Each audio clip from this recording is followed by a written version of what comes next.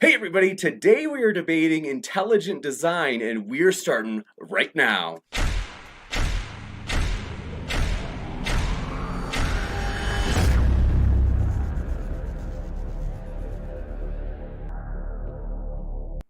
Ladies and gentlemen, thrilled to have you here for another epic debate. Oh, baby, this is going to be a big one, folks. We have a tag team debate, atheists versus Christians, today for our live debate. Welcome to the show. I'm your host, James, and if this is your first time here, consider hitting that subscribe button as we've got a lot more future debates coming up. In fact, if you haven't heard about this, I am stoked about this debate. It's happening this Saturday. Mike Jones from Inspiring Philosophy and Matt Dillahunty will be debating live and in person. So we're going down to Austin, Texas. That's where this is going to take place in the Atheist Experience Studio. No joke. So that's going to be a wild one. They've been so kind to help us out by letting us work with them in terms of getting into their space. So kind of a modern day debate in your house. It's going to be a lot of fun. And by the way, we have other you could say in-person debates for that tour in Texas, including, as you'll see, the smiley, happy TJump on your top left there of the screen. We love Tom. It's like the Brady Bunch. I like wave up at him like, hey, Tom. Okay. Well, anyway, so thanks, Phil can see me from up there, but very excited, folks. It's always fun. Just want to say, all of our guests are linked in the description. I really appreciate these guys, especially Phil. Poor Phil. We came on like a month ago. He was going to have a debate on feminism, and basically if you saw it, it turned into a disaster. So it was only like 15 minutes, and then our other guests had to leave. So, but Phil has been so patient, and we get to have him here for today's debate. So, with that, we carded everyone before now. So that's right. Let him in. That's right. It was actually, so what happened was Javier was debating and we didn't know. I thought he was like, I don't know, 20 or something, early 20s. But all of a sudden his mom's like, Javier, what are you doing? And he's like, Mom, I'm debating. And I was like, it's not my fault that young people write like boomers in emails. That is not my fault. So he wrote like a boomer. I thought he was like in his 40s. Same here. Basically, his mom made him get off. Very embarrassing for everybody. So, but we love you, Javier. If you're out there, sorry about that. Hang out. We'll talk to you in 3 years. That's right. So we're stoked. Today's going to be a fun one. What we're going to do is first, I want to let you know, all the speakers have their links in the description. So if you're listening, you're like, I like that. There's plenty more where that came from in those links below, that little description box down there. Also, what we're going to do is, given that our good friends True Empiricism and Otangelo, which are on your right, are going to take the affirmative for intelligent design. They'll basically start, and it'll be like a flexible 10 minutes. Like, they don't have to panic about like having it timed just right. They get to split 10 minutes and make their case. So about like 5 minutes each, and they can defer certain minutes to each other, you know, it's kind of like loose. So if Otangelo wants to speak 8 and True Empiricism speaks 2, like if that's what they want, it's up to them. And then we'll have the same thing from TJump and Phil Bunny, where they will have their 10 minutes to split, followed by open discussion. And that open discussion is kind of like, you know, like sometimes it'll be TJump engaging with True Empiricism, and then maybe it'll be like Phil Bunny will jump in with a point. And so it's kind of like tag team. With that, stoked to have you here, folks. True Empiricism and Otangelo, thanks for being here. And if you guys know who would like to go first, the floor is all yours. Thanks for being here.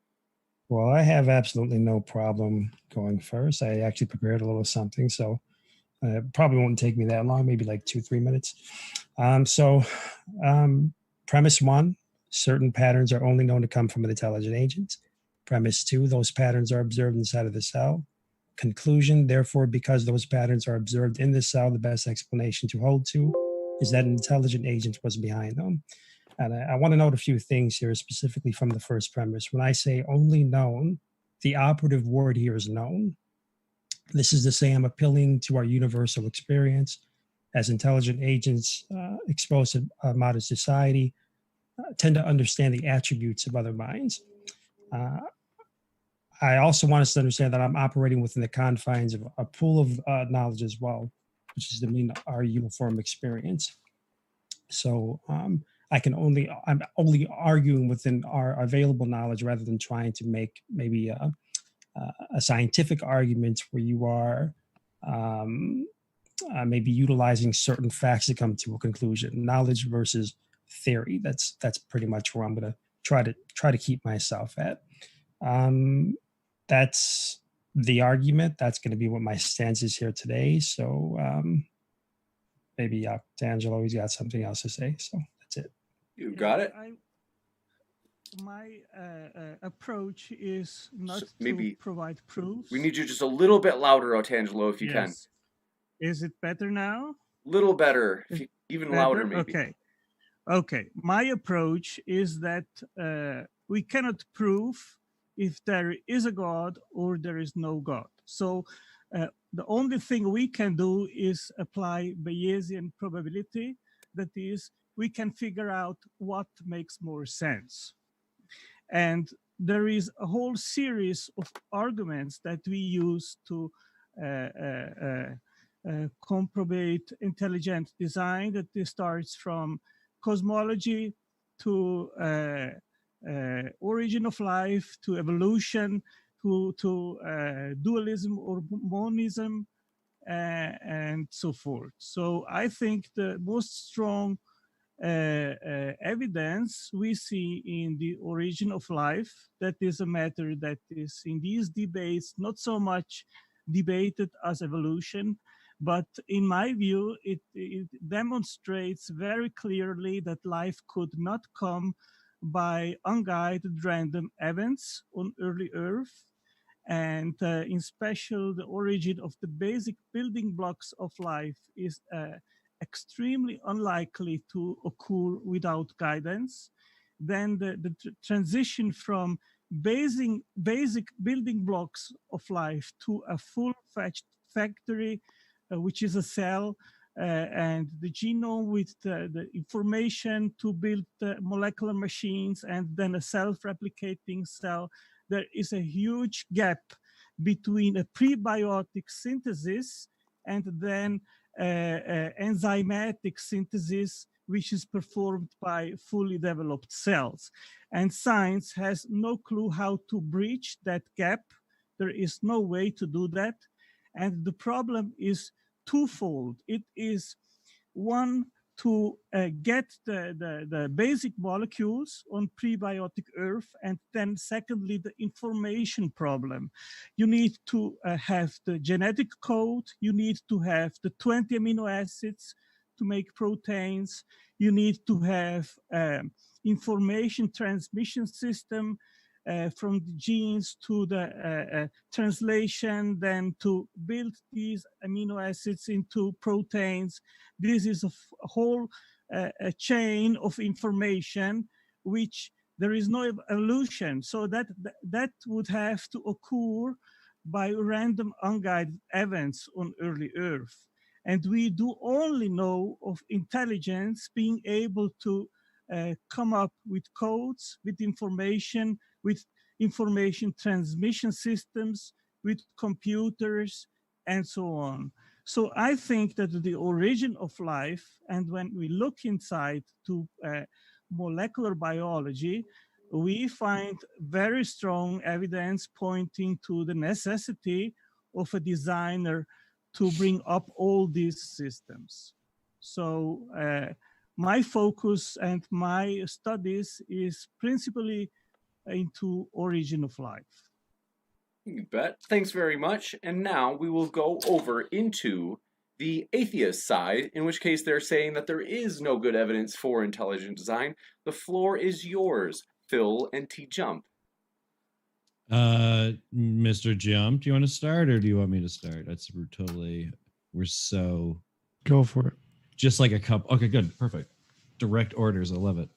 Hi, I'm new to doing this, obviously. My name is Michael, and I'm like what Kent Hovind says is like a 5-year-old child, right? Kent Hovind goes, any 5-year-old child can tell you that a corn didn't make a rhinoceros or whatever dumb thing he actually says, because it's not as interesting as what I just said. And I'm the dumb 5-year-old. I am not a science major. I'm a cartoonist, and I'm a pretty well lifelong atheist. Basically, because when I was in Bible school, they didn't have a pretty good answer for dinosaurs. And I don't know how you tell an 8-year-old boy in the 90s that there's no dinosaurs and then not get them not just to immediately check out for all of it, because that was me checked out. And also I got in trouble for drawing during church, like that would matter, like he cares. The entire concept of an intelligent designer doesn't make any sense. I can go on further. I listened to their points. One of them was like a Pascal's wager. That was interesting, I guess. It was like not quite a Pascal's wager, but it was in there. Then the other one was like, oh man, if a thing happens, then, you know, how could it ever happen? Then it happened. The proof is we're doing this right now. And I'm not doing hard solipsism. That's boring because I can do matrix games all day too. It's very easy. Like, you know, the thing is there's no guy that made us because the heart doesn't make any sense. And wasps are aggressively mean. So whoever made wasps is just not a person you want to be associated with. Wasps and ants in general. If there's a creator that created everything and he is made them in an image of something, it's ants. So I yield my time because I don't want to anger the ants. They don't care about wasting time. They want to put eggs in your eyes so their babies eat your brains out. Sorry. I just get mad at a creator that would ever make ants. You got it. Thank you very much, Phil, for that opening statement. We will now kick it over to TJump. TJump, good to see you. It's been almost 2 months since you've been here. Oh, look, an ant. I see some ants over there. Ants are great. Don't do it, man. Don't do it. I like the ants. Ants the are fine. friends. No, I will ally with the ants in a second. If they go, you figured it out. Here, we're gonna vomit in your mouth, and this is what you do. I'm in. That's right. Sorry, I don't mean to interrupt. All right, so intelligent design. The intelligent design argument is that there's some property, some magical number analysis that we can do that says that things we build have this magical association, which is given some magical number. And that when we look in the cell, there's the same magical number that pops out when you do this magical math thing, but none of that actually works. So the argument is there's some property of objects that we design, and that property is measurable through some mathematical formula, and that mathematical formula can also measure cells, and it has the same number output, essentially. The problem is that's all made up. The mathematical analysis is made up. There's no actually working mathematical analysis that gives us a consistent number that represents design. The ones used by Behe and Dembski and the specified complexity and irreducible complexity, they're all crap. They've all been proven to be false. The mathematics don't work. They conflate Shannon information theory and Kolmogorov information theory, leading to a Berry paradox. We know just factually they just don't work. And there aren't any that do work, which is why it's rejected by the majority of scholars in every relevant field like biology and mathematics and physics and everything. It doesn't exist. So essentially all they've done is said, I know that there's this new mathematical property that I've made up from the system that I've made up that gives me the answer that I want to tell me that there's this thing that exists. That's it. That's all intelligent design is. It's a made up association between what we can do and then giving that a label and then applying the label to something really complicated. We don't know what it does yet. And that's it. So no, there is no intelligent design. Gotcha. We will jump into the open conversation then. So, gentlemen, the floor is all yours. Very excited to have this. Awesome. Okay, I would clearly say what Tom said is not accurate. Need you to be a little bit louder. Yes, we have actually numbers like what would, for example, constitute a minimal cell. And a recent paper which I saw in Nature came up with 350 genes.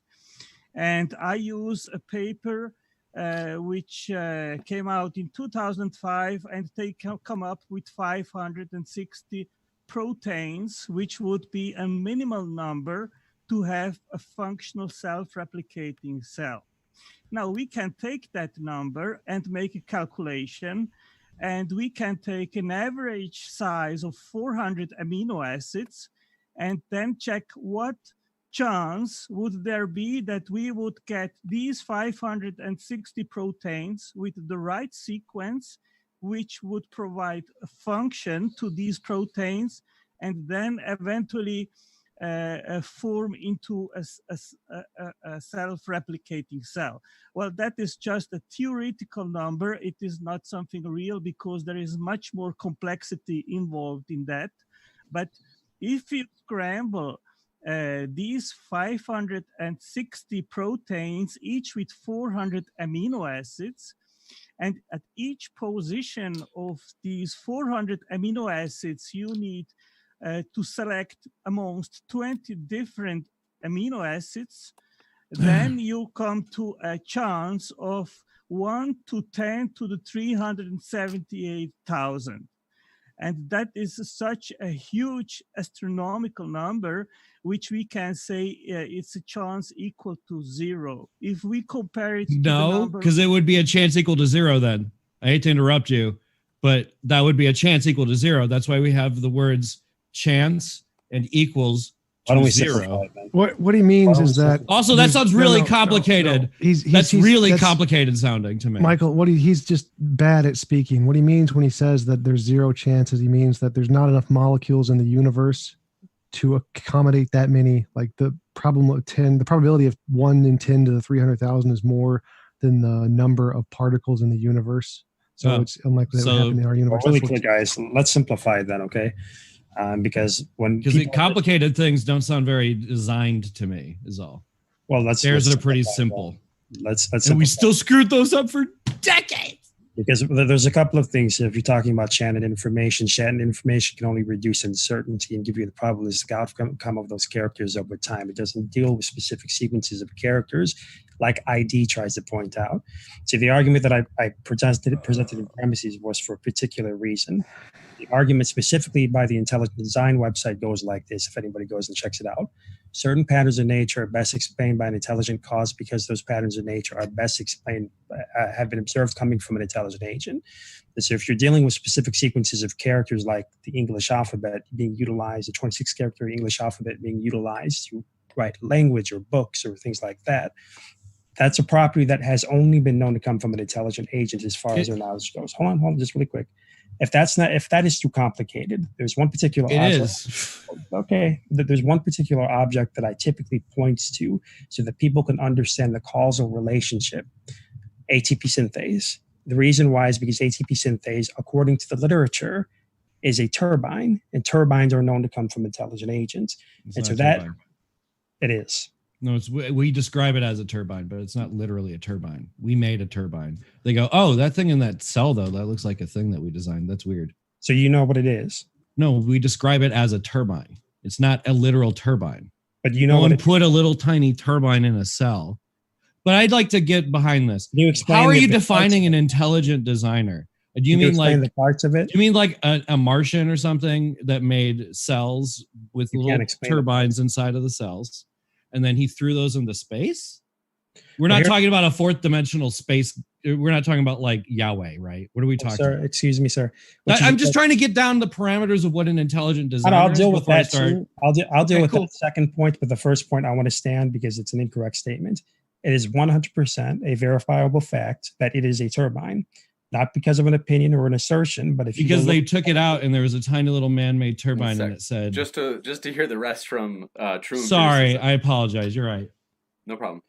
Well, the ATP synthase has several different parts. The F portion and the F0 portion of the F1, F0 portion of the ATP synthase. The top portion of the C ring is the rotor. The bottom portion, the alpha, beta, gamma, delta, epsilon, 3 alpha, 3 beta, gamma, delta, epsilon is the catalytic core. If you look at each one of those parts of that enzyme, they are the exact same in their features as the basic parts of all the turbines universally. And so that's why when you say that it's not a turbine, it's incorrect. It's not a turbine because if you like, it functions as a turbine and we describe it as a turbine, but it's not a turbine because so it looks like a duck, but it's a cow. Well, okay, but ducks, your analogy is like it walks like a duck, it quacks like a duck. It's a duck call. Well, how did you get that from what I said? Because you're saying a turbine, a turbine as we describe it is a thing. It doesn't matter how we describe makes. It. Who cares? Then when did they figure out how do we figure out how turbines are made? Did we see that in the cells and go, cause and effect? We should do that, but bigger. Well, let's go back to the argument. Here's how we do it. Here's Is that how we do did that for like Steamboat Willie times? Well, let's go You know back what to I'm my talking about? argument. Like, Let's go back to my argument so we can assess Okay, it. cool. Premise one of my argument was certain patterns in nature are only known to come from an intelligent agent. There's a fact, a universal fact that I'm calling into question. Premise two is those patterns are observed inside of the cell. Therefore, because those patterns are observed inside of the cell, the best explanation is to hold to is that there was an intelligent agent behind it. And I was very careful to point out that I was not making an a scientific argument in the sense where science utilizes facts and then tries to come up to an inductive conclusion based on those facts. And we know that scientific theories in the past have been wrong or right. Yeah, and they change all the time. Then they change to incorporate that wrongness, and then they try to figure out what they did wrong. Right. That's when does the Bible do that? Is that what we're talking about? Because that's why I want to know what we're talking about for intelligent designer. Because I don't know what the Vulcans do. Okay. Well, I mean, I do a little bit. I'm not that much of a I understand. But okay, fresh. Let's stay there. Let's stay there then, because this is important. Intelligent design. If you just go with what the scientists on the ID side say, it doesn't try to argue for the Christian God or any God specifically. They're agnostic. Then what's the point? Intelligent design, because it's trying to point out that patterns in nature show fingerprints that were left by a designer. No, I'm sorry. I'm trying to drill down. So what's the point? Like, is this like seriously like interrupting science as we know it? Like, is this literally a thing that like the entire scientific field is like, oh, we need to figure out this problem with intelligent design? Because like, I get it if God's the end of it, because give me money, God, right? Because I'm a preacher and I want your money. Give me your money. That's why you're a preacher.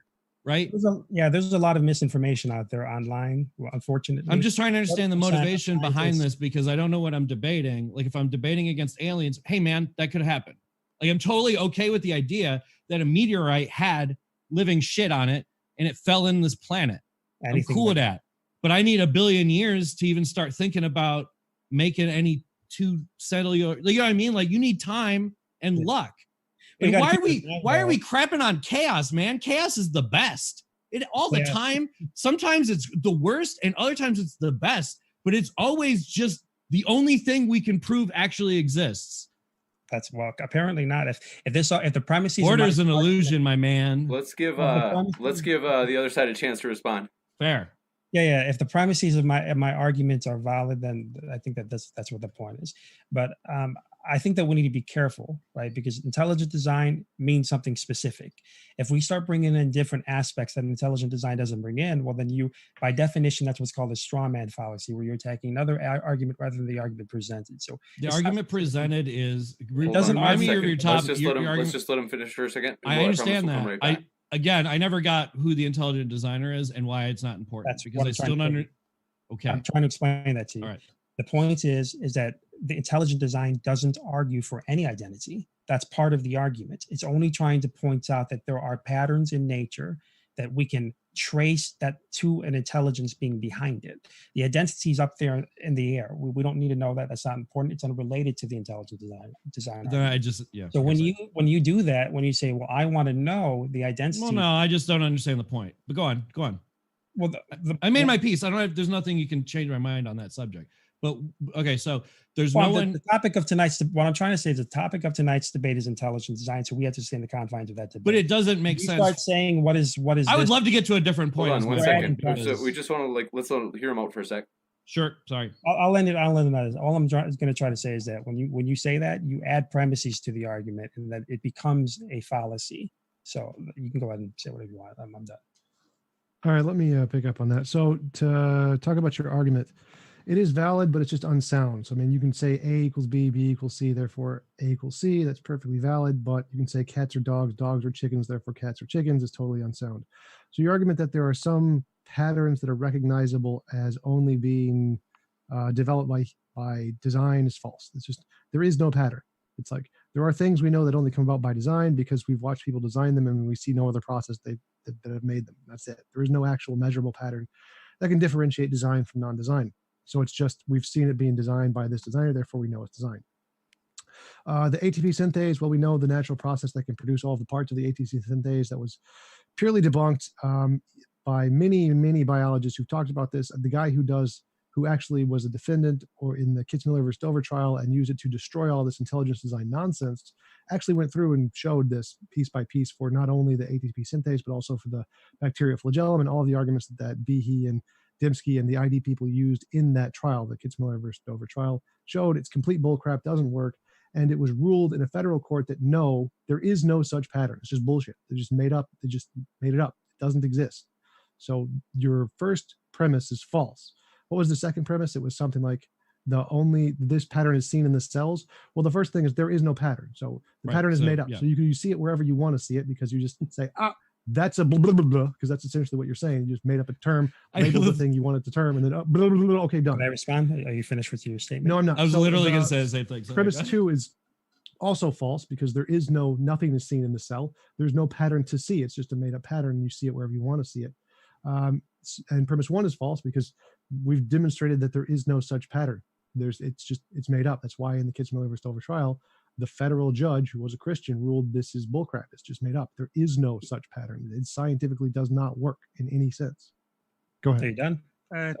Tom, I'd like to respond if I can, really quick. Tom, I had recently on Ken Miller, that's the guy which you are talking about, which supposedly debunked intelligent design at the Dover trial.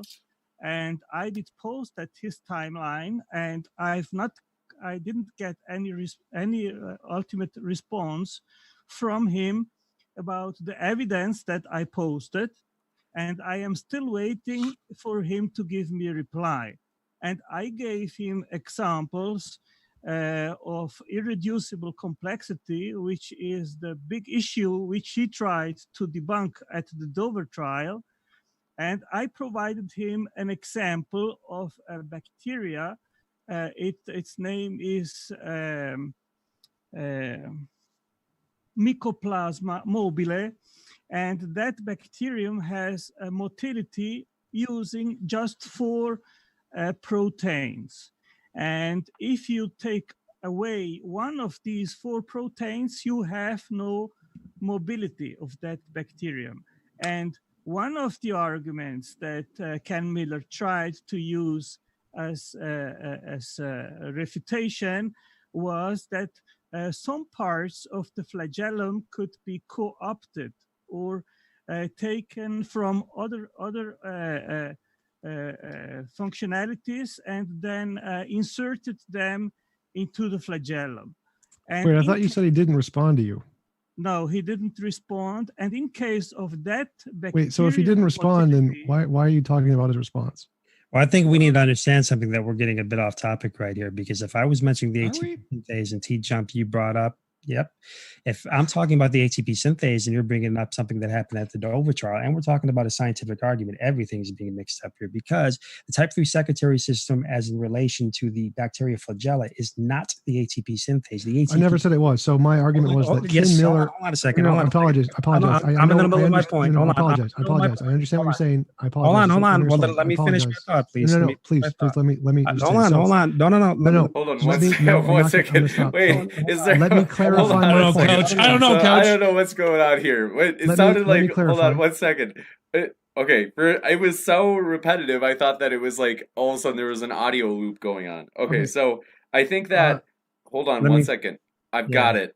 Who is talking? Okay, so we'll go back to Tom just to clarify what he meant on that, and then I promise we'll come right back to you, True Empiricism.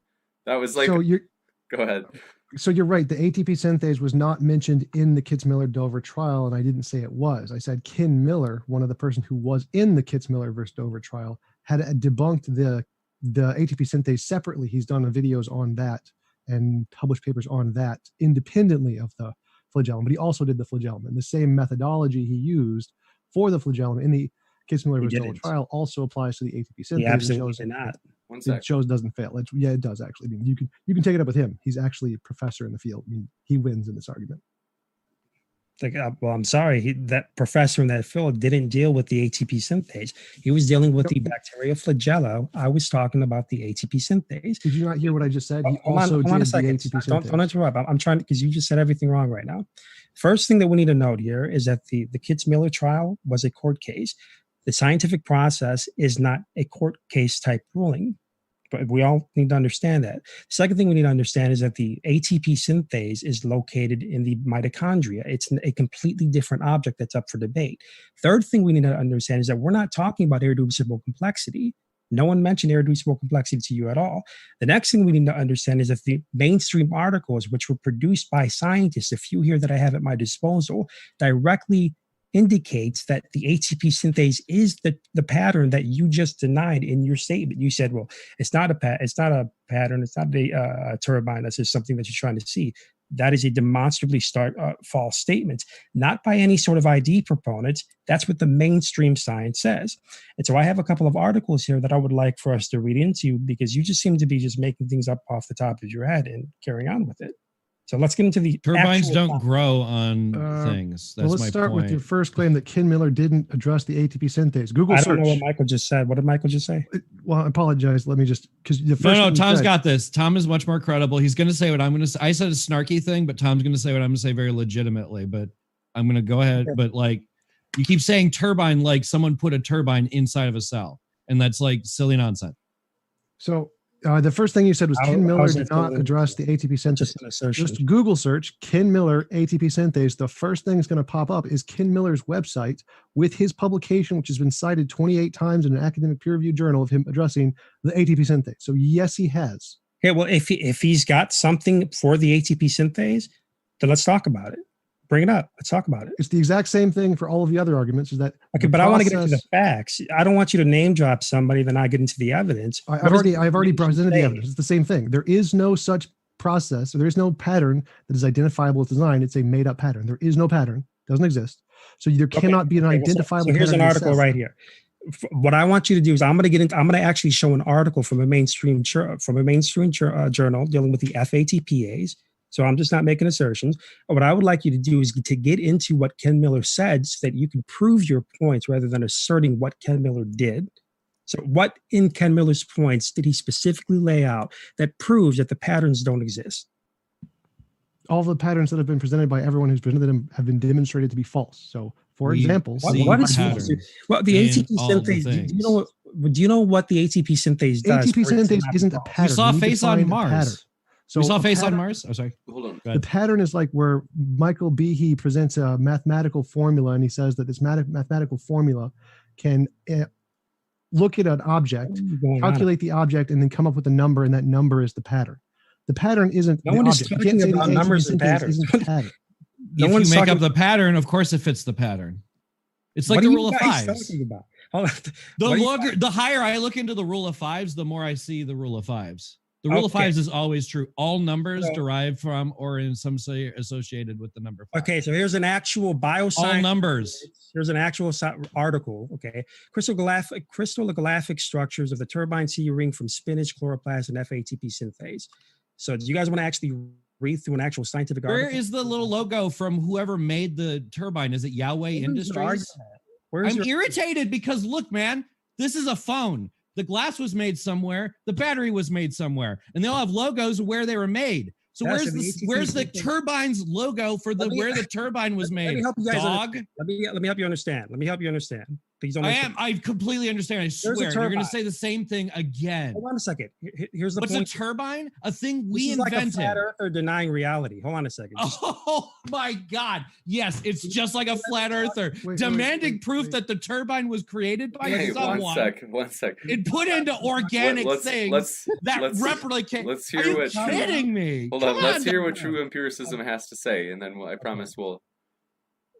This is what I mean by this. Okay, I just need a couple of minutes to explain this because what TJump is doing and Michael is doing is they're either ignorant of the science or they're denying reality, just like I would say a flat earther would do.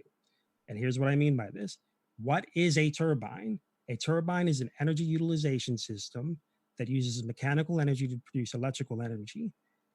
It has certain parts like a rotor, a stator, and so on.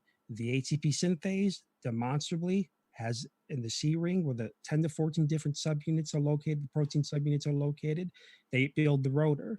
There is a shaft that protrudes out underneath her that opens up the catalytic core so that adenosine diphosphate can add an additional phosphate, ATP, that's the energy for the cell. And so there's a lot of other things going on in this with the. Dope. You explain to me how the turbine works. Michael, is please stop. Michael, not stop. actually a turbine. Michael, stop, please. I'm explaining to you what a turbine is universally, right? And so I'm explaining. Don't interrupt. I'm explaining to you what a turbine is universally. That is a fact of what a turbine is. That object, also the ATP synthase that we're talking about, that is a fact of what those parts are, a physical fact of what those parts are. That's not me saying anything. That's not what. Okay. I'm not. I just want a question. I have a question. Wait, hold on 1 second. I just have a question. Is it the case that did he answer the first one? Like. Yeah. Wait for my first point, and then I swear I understand. If you think I don't understand, you're like crazy. Like I don't. I just want to be sure that he was kind of done giving the kind of like his best attempt at a robust answer. Like I get it. I really do. I really do get it. So you need to understand that it's not like, and Tom definitely knows what is being talked about here. That's what's Michael, really irritating to me. Can you calm down, please? I am calm. I just sound like this all the time. Hey, empiricism, true empiricism. I'm going to try and rephrase your argument. Well, the point is this, just really quick. We need to understand this. This what I'm saying here. There's a reason why I didn't use any intelligent design. There's a database of articles out there from the intelligent design website. I'm only using mainstream scientific sources from the biologists in the field. That's the point. Okay. And the article that I have here, I would like for us to read through it. Okay. And at the same time, the claim that you made about what Ken Miller proved. Holy crap! Such good content. Reading an article. No, we're not reading an article. That's not content. I'm sorry. Let me try to rephrase your argument. Matter, then. Let me try to rephrase your argument to see if I understand it. Okay, and you tell me if this is right or wrong. So you're saying that the human build a turbine, and turbines have these properties. Cells also have these properties of the turbine. Therefore, it must have also been designed. Is that correct? An intelligent agent has produced what we're seeing inside. What did you say about humans? So you're saying there's a pattern. A turbine has a pattern. It has like these parts, these like 6 parts that make it a turbine. And this pattern, these 6 parts, is also present in the ATP synthase. Therefore, because they both have the 6 parts similarity, they also have the similarity of being designed. Is that your argument? It's not a similarity. It's that the object exists inside of the cell, right? So based on cause and effect. And where's the logo of the guy who made it? Why do you why does it matter? Come on. Stop. Why does it matter why it's in the cell? What does that have to do with anything? Because we're talking about the ATP. We're talking about intelligent design in the cells. No. So again, I'm trying to understand your argument here. Your argument is that a turbine, which we know is designed, the turbine is this thing. It has these 6 properties. It moves things. It spins. Okay, and it's made of these pieces. And we also see this same property in these same 6 pieces in the cell in the ATP synthase. Therefore, the ATP synthase must also have been designed. That's your argument. Yes, it's a logical argument that leads to a conclusion. Yes. Okay. This is a rock. This is a rock. It was designed by a guy because it's a modeled rock, but it has all the properties of all the other rocks. Therefore, all the other rocks designed too. That's not the argument because you're not making a causal argument. I just made the same argument. I said, this rock is designed. So we know this rock is designed. It has the properties of whatever properties you want to attribute to it, its shape, its size, its weight, whatever. But those properties are also all in every other rock that wasn't designed. Okay, so then you're not making the argument because remember premise 1 of the certain patterns are only known to come from an intelligent agent. Right. So my argument is that's how you actually refute it. If the second premise is that the object observed inside of the cell has an alternative place other than an intelligent agent, that it's not true to say that certain patterns are only known to come from an intelligent agent, which was premise 1. So if you can say that, well, rocks have alternative places to come from other than an intelligent agent, with like nature or whatever, give an example of evolutionary theory accounting for that particular system, well, then you refute the argument. Right, I did that. I already did that. So that's what Ken Miller does. Ken Miller shows all of the things on the ATP synthase can be accumulated naturally without any designer. Because the biologists like Doug Axe and other people, they disagree. I don't care what they think. The consensus in biology overrules what any individual thinks. Okay, the consensus is it's a natural process. Okay, prove it. You're just making assertions. Just like ants. No. That's the consensus in the field by all of the academics, experts. What do they say about the evolution of the ATP synthase? Have they demonstrated the mechanisms of evolution have been tested in the laboratory to produce this effect? Or are they demonstrated homologies or what? What are you saying? You're not even telling me anything. Can I tag in? Hey, teach. God, my arm's aching. Teach. We'll give Phil a chance to talk. Go ahead, Phil. Okay. All turbines, this is my premise, right? All turbines must be created organically then, correct?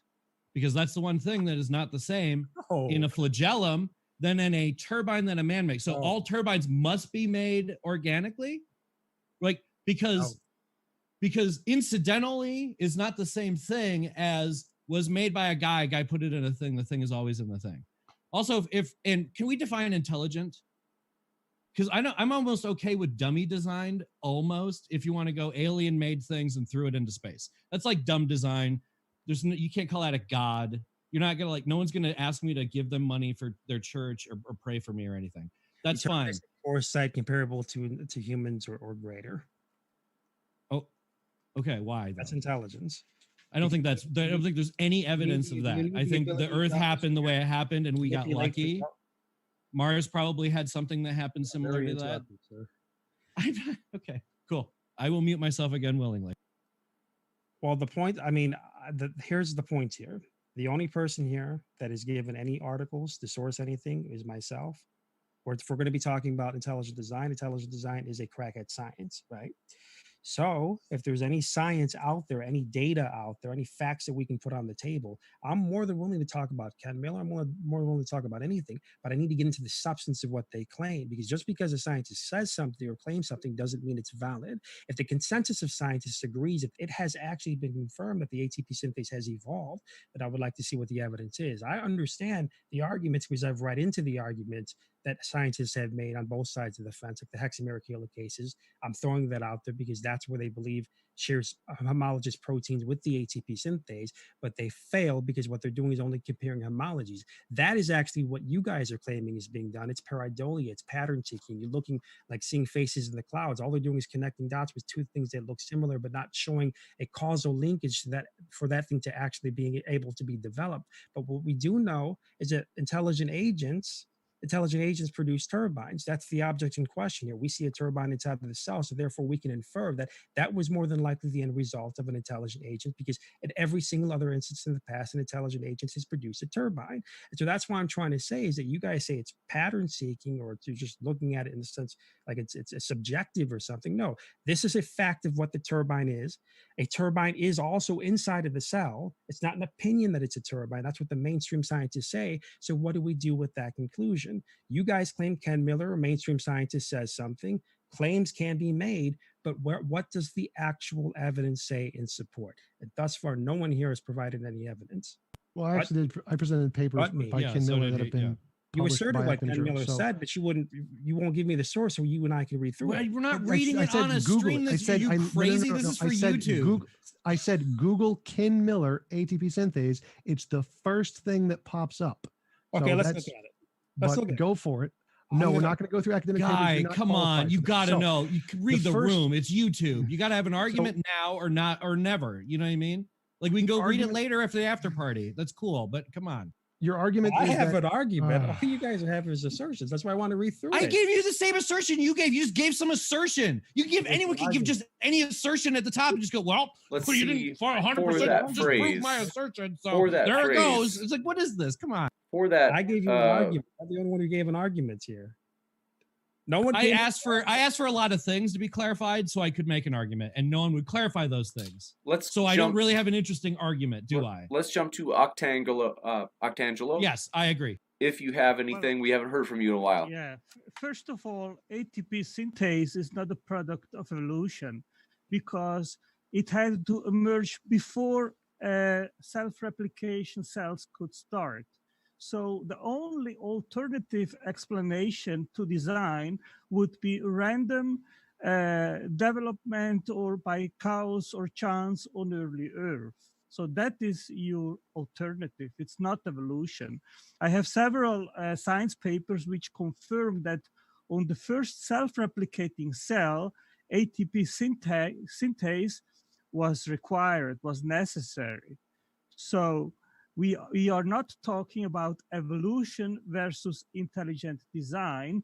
We are talking about chance or lucky random accidents versus intelligent design. I'm down for lucky accident, man. That happened. Because obviously it happened. Look, we're here. We're talking right now. It happened. So the chance of it happening, it happened. So what does it matter what the chances are if it happened? That's why I don't understand. Like, if there's a point because I'm supposed to give money to a church, this is where you're supposed to slip that in here. But otherwise, I don't understand the point of the conversation.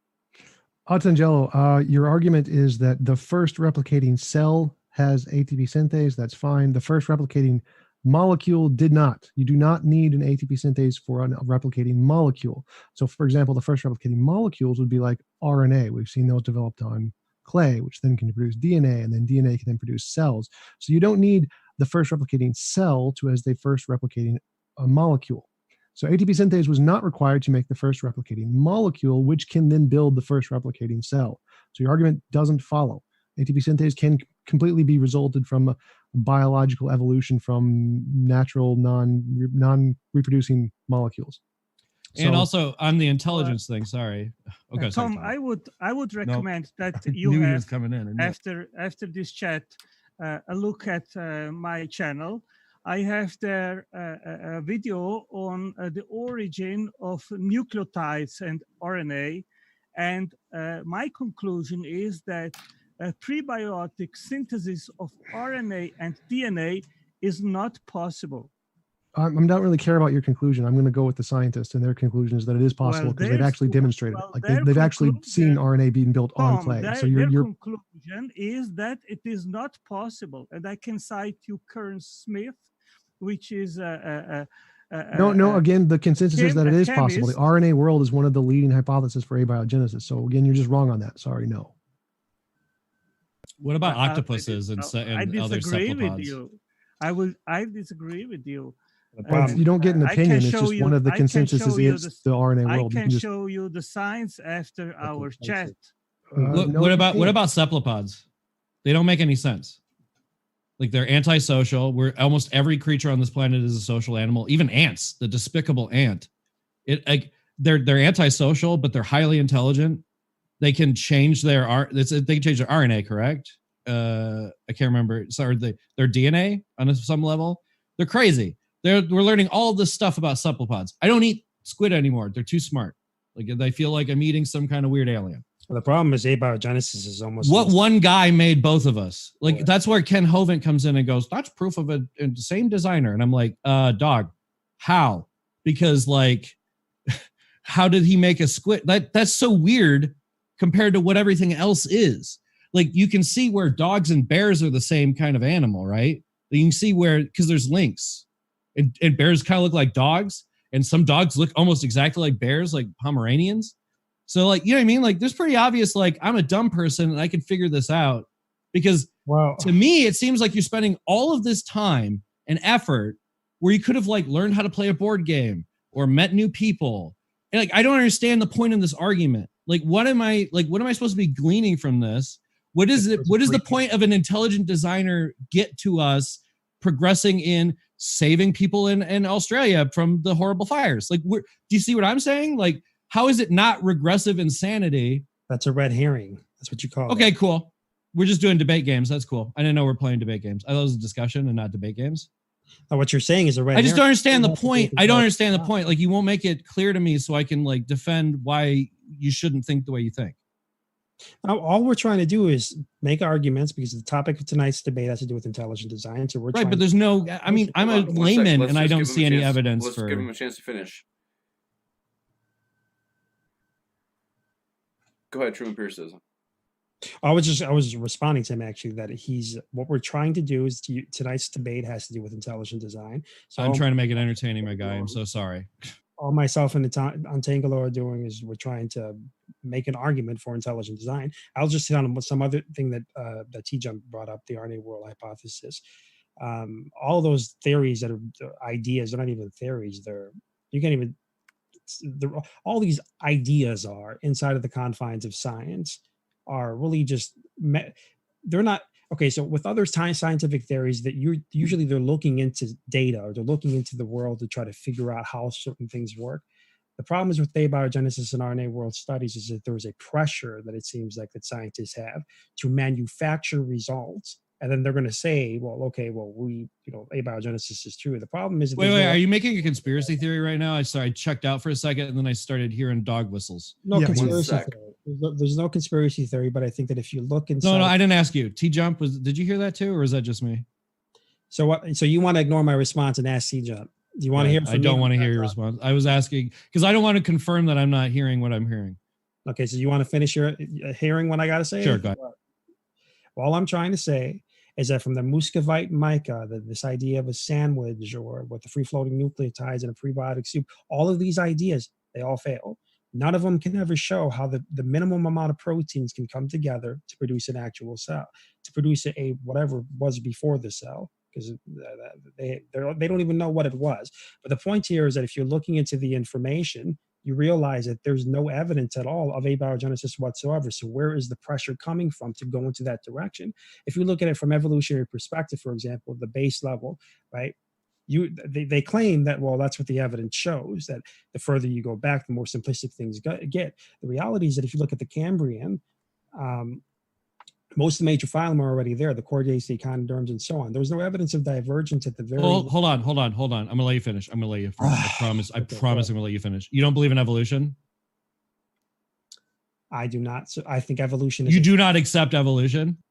I think that evolution is a fact. Change happens, but the conclusion from that change. How old is the Earth? I don't know how old the Earth is. I don't care. How old do you think the Earth is? It could be millions of years old, billions. Okay. I don't know. Oh, would you? Or let me. Okay, so which question do you want me to answer first? You know, because you keep interrupting me. You change it every time you interrupt me. So what do you want me to ask? Sorry, man. Go ahead. I think he's asking if you're a young Earth creationist. Do you believe the world is 6,000? Yeah, I'm just trying to understand what I'm arguing against, man. I'm not trying to be shitty. I'm just like, what am I supposed to make content out of if you're like just like math, science, math, science. I get. Look, I'm dumb. I'm the populist. Make me entertained, dude. I mean, come on. This is a debate. You're supposed to be talking about intelligent design. So, it's a discussion. It's always a discussion. It's been a discussion forever. Like, intelligent design. We've already talked about your premise, man. Like that's what I mean. Like, let's see what both TJump and Octangelo, if you guys have anything to add. I'm out. All right. So your argument is that there's some pattern that we only see as being produced by intelligent design, and that we see the same pattern in these objects in cells. The problem is that there is no such pattern. Just saying here is a turbine, here is an object that we see as designed, and then creating a pattern out of that object and saying we see a similar object in nature does not work, because humans design all kinds of things, complicated and uncomplicated. Humans design rocks just for artwork, and we can see the same patterns of that designed rock in the design nature, in the rocks in nature that aren't designed. So simply saying taking a designed object and then labeling it with the parts that are made up and then looking for those same parts in nature and saying, well, that's also designed, fails completely. In order for your first premise to work, what you need to do is you need to make an abstract concept, which is the design property. What is design? How do you label design? And you have to give that like Behe and Dembski do with the mathematical formula usually, which you can then compare the mathematical analysis of one object and another object. Just saying that here is a human object that has designed and, well, it has these parts, and here is a biological organism that has the same parts, therefore it's designed, doesn't work. That is not a pattern. You're just looking at the same thing in both of them. Okay, well, here's the problem. Here's the problem here, though, that the cell, when you're talking about the cell, we were not even able to see what the turbine looked like until relatively recently, because we didn't have the equipment to see it. The first turbine was built. I don't even remember how long it was. I'm not following here. So my argument has nothing to do with the cell here. My argument. Hold on a second. Before we even discovered the ATP synthase, what does this have to do with my argument? My argument is that you can't just say here is a human object, it has these properties. Here is a biological object that has these properties, therefore it's designed. It doesn't. The cell doesn't matter. It doesn't matter if it happened before any human turbine. It is irrelevant. My argument is just saying that you can't look at a human designed object, describe its properties, and then look at a biological object that has the same properties and conclude its design. That does not work. That is not. These are just assertions. Hold on. These are just assertions that you're making. You got to remember what I'm doing here. I am making a causal argument based on cause and effect. If in every single instance in the past, a turbine has come from an intelligent agent, as far as our knowledge has gone, I'm standing in that pool of knowledge and I'm holding on to that. And so there is an object which we have not seen come yet from an intelligent agent, right? A biological object observed inside of the cell, which is the same thing as those things that we have created. So the point here is that what we're doing is look at it from an abductive perspective, right? Well, And I already addressed that. Like, wait, please. This is important. You just keep making assertions. You need to understand. No. I already addressed you're just going into my same argument that I've already made. So I've already defeated that, and I want to try. So I want to give you an opportunity to try and show me where I'm wrong. You don't understand anything. Just stop for a second. No. I know what you're going to say. My problem is that what am I going to say? What am I going to say? Well, you're going to again. The problem here is that you're saying that. What am I going to say? I'd have to go back and listen to your sentence. So I'm going to make an abductive argument so you can understand it better now. Do you understand? No, I understand your argument completely. It's just wrong. I know where your argument is wrong, and I addressed it the first thing I said. When you say there is an observable pattern, there's only. Let's take 1 second. 1 second. Okay, we have to have. So, was there a new point that in true empiricism that made Tom jump that you'd like to respond to, that you feel before going on to his next point you'd like to address? Well, he's making the same point over and over again. He's just trying to obfuscate it with different kinds of language. So his main point is that there is this pattern we see in nature, and he's going to call turbines this pattern. That doesn't work. That immediately fails. You can't do that. It doesn't matter if there's a turbine in the cell. I can just grant, yes, there's a turbine in the cell.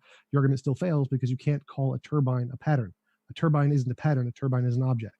So the fact that humans make an object and objects have this pattern that we've made isn't an argument. That doesn't work. You can't just then label anything else that also has those properties as being designed either, because humans design lots of things. So if we used this process that he is outlining and said, okay, we're going to take an object that we only see as being designed by humans, like for say crystals or some specific kind of crystal, and then we discover a planet that has those same crystals on it, it is not reasonable to conclude that you don't know what a pattern is then, apparently. So no, I do. That's the problem. You don't know what a pattern is. No, I do understand what a pattern is. A pattern. You're telling me that I can't. You're basically telling me that this is crazy. So there's a turbine, right?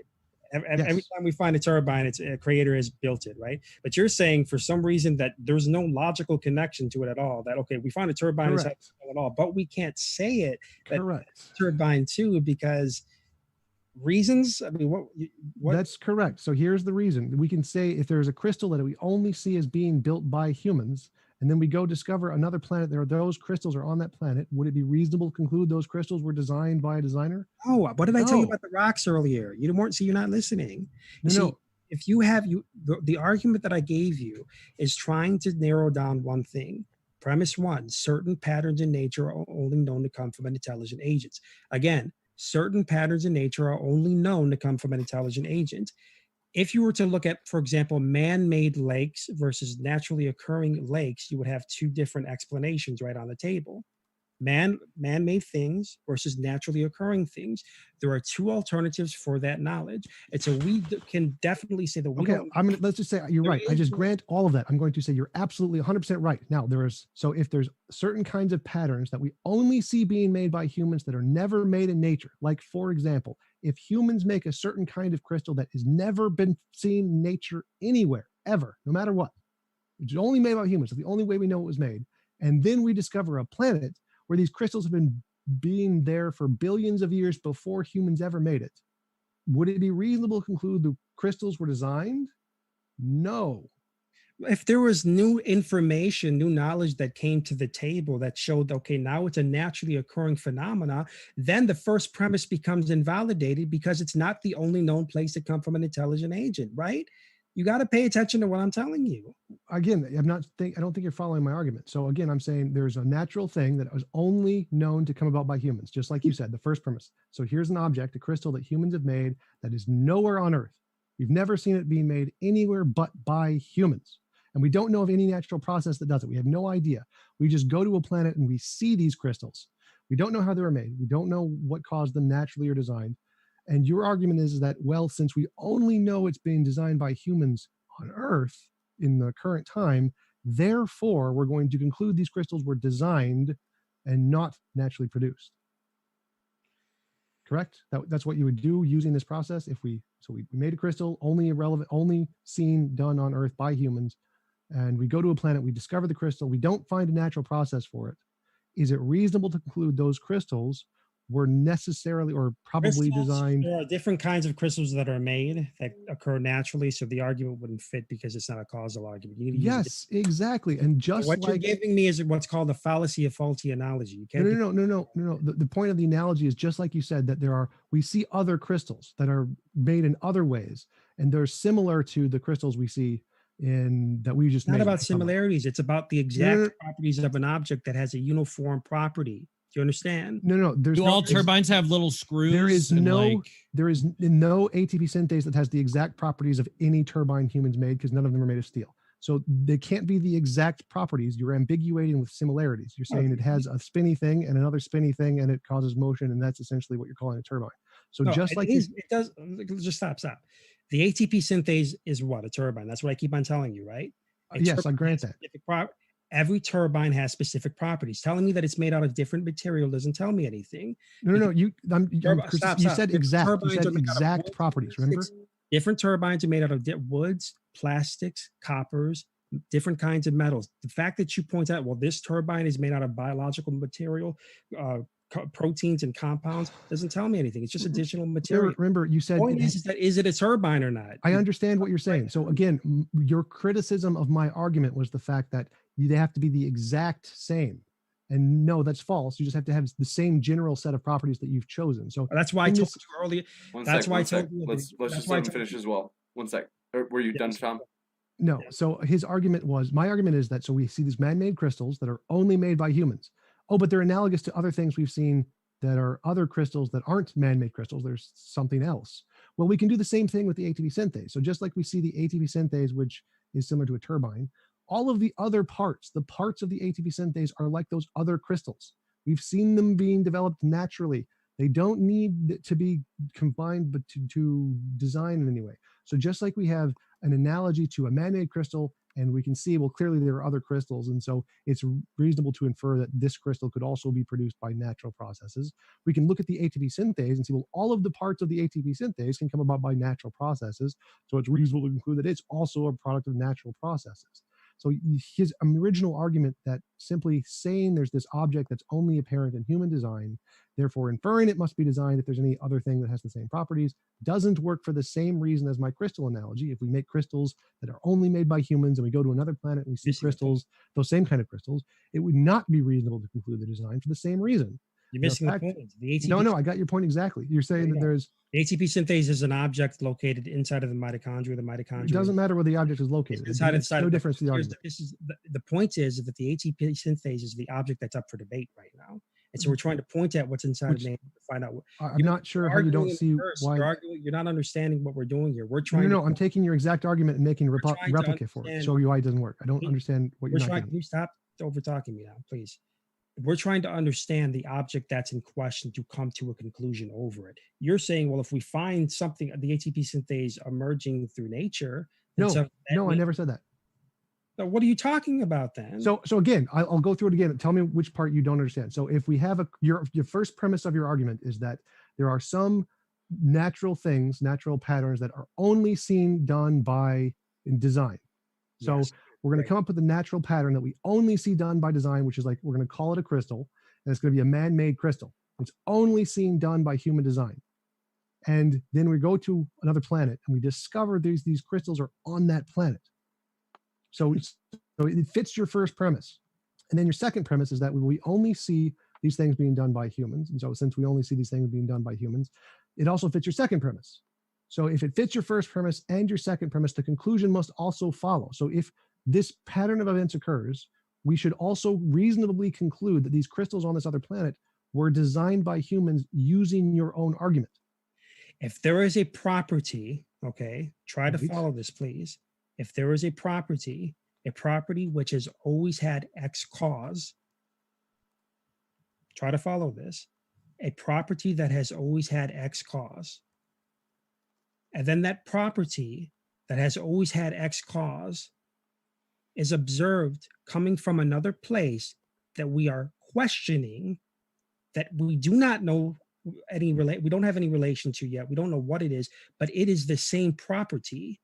Then we can infer based on our knowledge that that property, regardless of where it exists or where it's at, was the end result of an intelligent agent. Right. Okay, I agree with that. I agree with all that. Can I agree. jump in that? No, Can I jump got in to that? respond to this. I got to respond to this really quick. So I agree with everything you just said.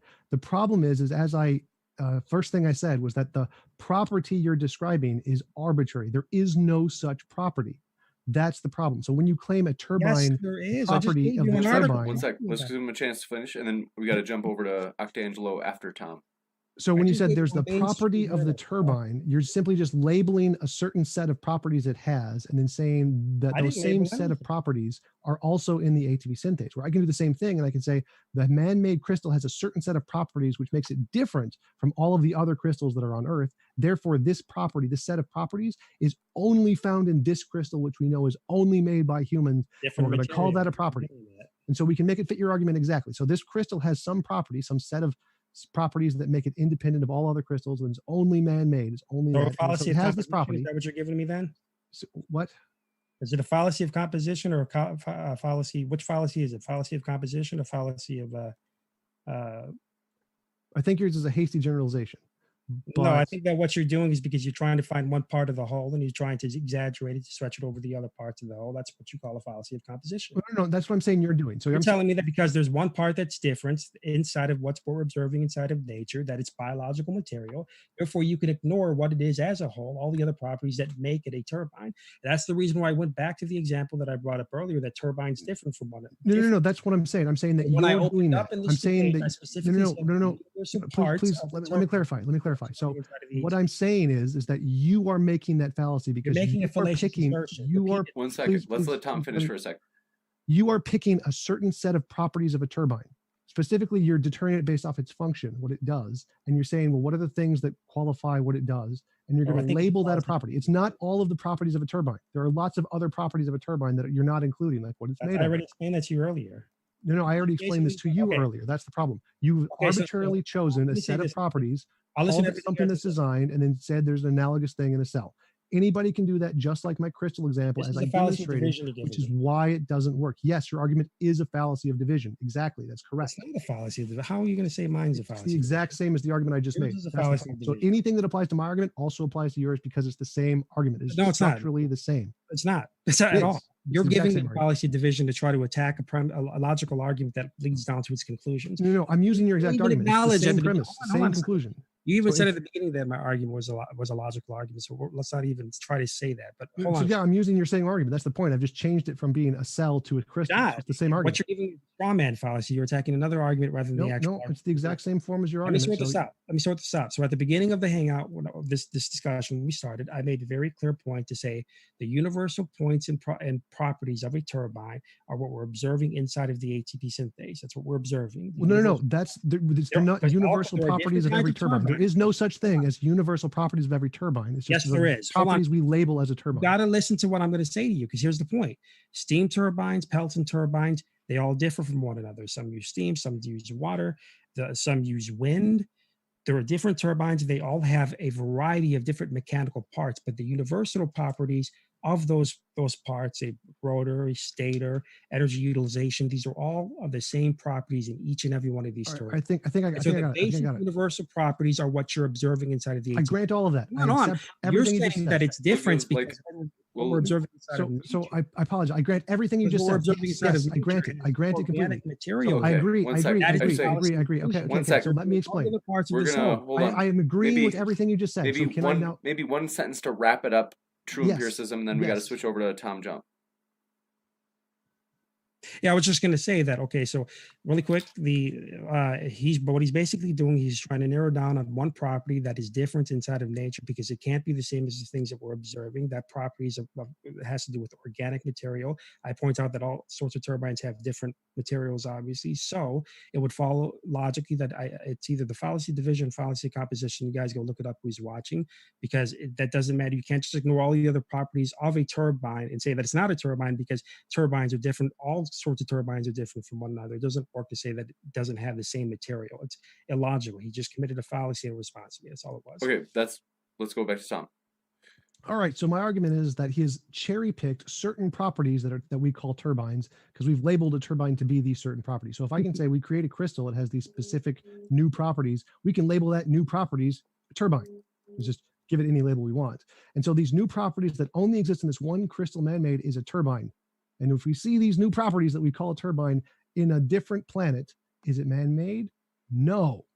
The fact that there are a certain set of properties we call a turbine, and those certain set of properties are only made by humans, and then we see those properties in something else naturally, is not evidence it's designed.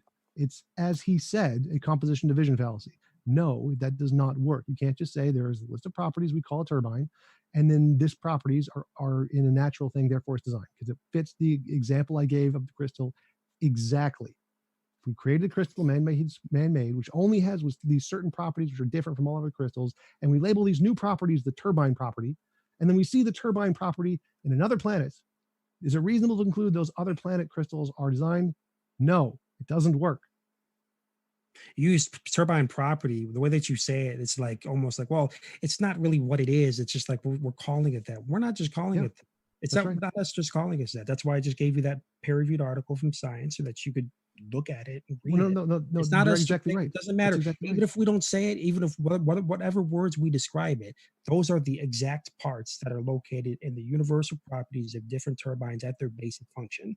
And so it doesn't, there's nothing vague about this. This is a universal fact accepted by mainstream scientists. This is what the turbine is. This is what the ATP synthase is. All mainstream scientists acknowledge this is the gravity of is a cells. turbine. Sorry, I was muted for 10 minutes. I can't do it anymore. This is the gravity of cells, man. Turbines exist in cells. This is equivalent to gravity. It's equivalent to string theory. It's equivalent to all that other shit. It just is. All right, we will go back to true empiricism for a second. Thank you, Phil. Well, I'll go back to the actual science here. This is from Portland Press, guys. This is from Bioscience Reports. I'm going to read it out if I can really quickly. Just because I'm a ranting madman does not mean it's not actual the science. crystallographic structure of the turbine C-ring from spinach chloroplast and the FATP synthase. If you guys read through this article, the people that are watching, you'll notice that it refers to all the parts in the same way that I refer to it as. My shoulders off right now. It refers to the rotor part of the ring of the introduction. That's exactly what it is. There's no opinion here. Anybody who denies this, they're denying science. So I don't know what to say here. If it's just going to be this attitude to where no, I just was hoping that OG could say something. You've said the same thing over and over. I appreciate it. We get it. Can OG say what he was going to say? He's like not said nothing, and I'm going to mute myself again. Well, I hope you guys actually start going after the argument then instead of committing these. I think I've counted at least 4 or 5 different fallacies here. I think. What? Phil, thank you, Phil, for muting yourself. So, what we can do is go to the Q&A. Otangelo, do you have any last words? Otherwise, Tom suggests we go to the Q&A. I agree with true empiricism. ATP synthase is engine that makes energy in the cell, and it is a true rotor engine, and that is not just an analogy or something like that. It is a real rotor engine, and we see many devices like this in the cell. The cell itself is a factory, and to make the cell factory, you need instructional information. You need a DNA blueprint, and it is not an allegory. It is, in a true sense, a blueprint or instructional information to make the cell factory. And these kind of things we know only are coming from intelligence. Chance and random lucky accidents do not produce instructional information and factories. That is simply not reasonable to make that inference. Thank you. And we can give a short and pithy response from our atheist friends since we had our theist friends get the ball rolling at the start.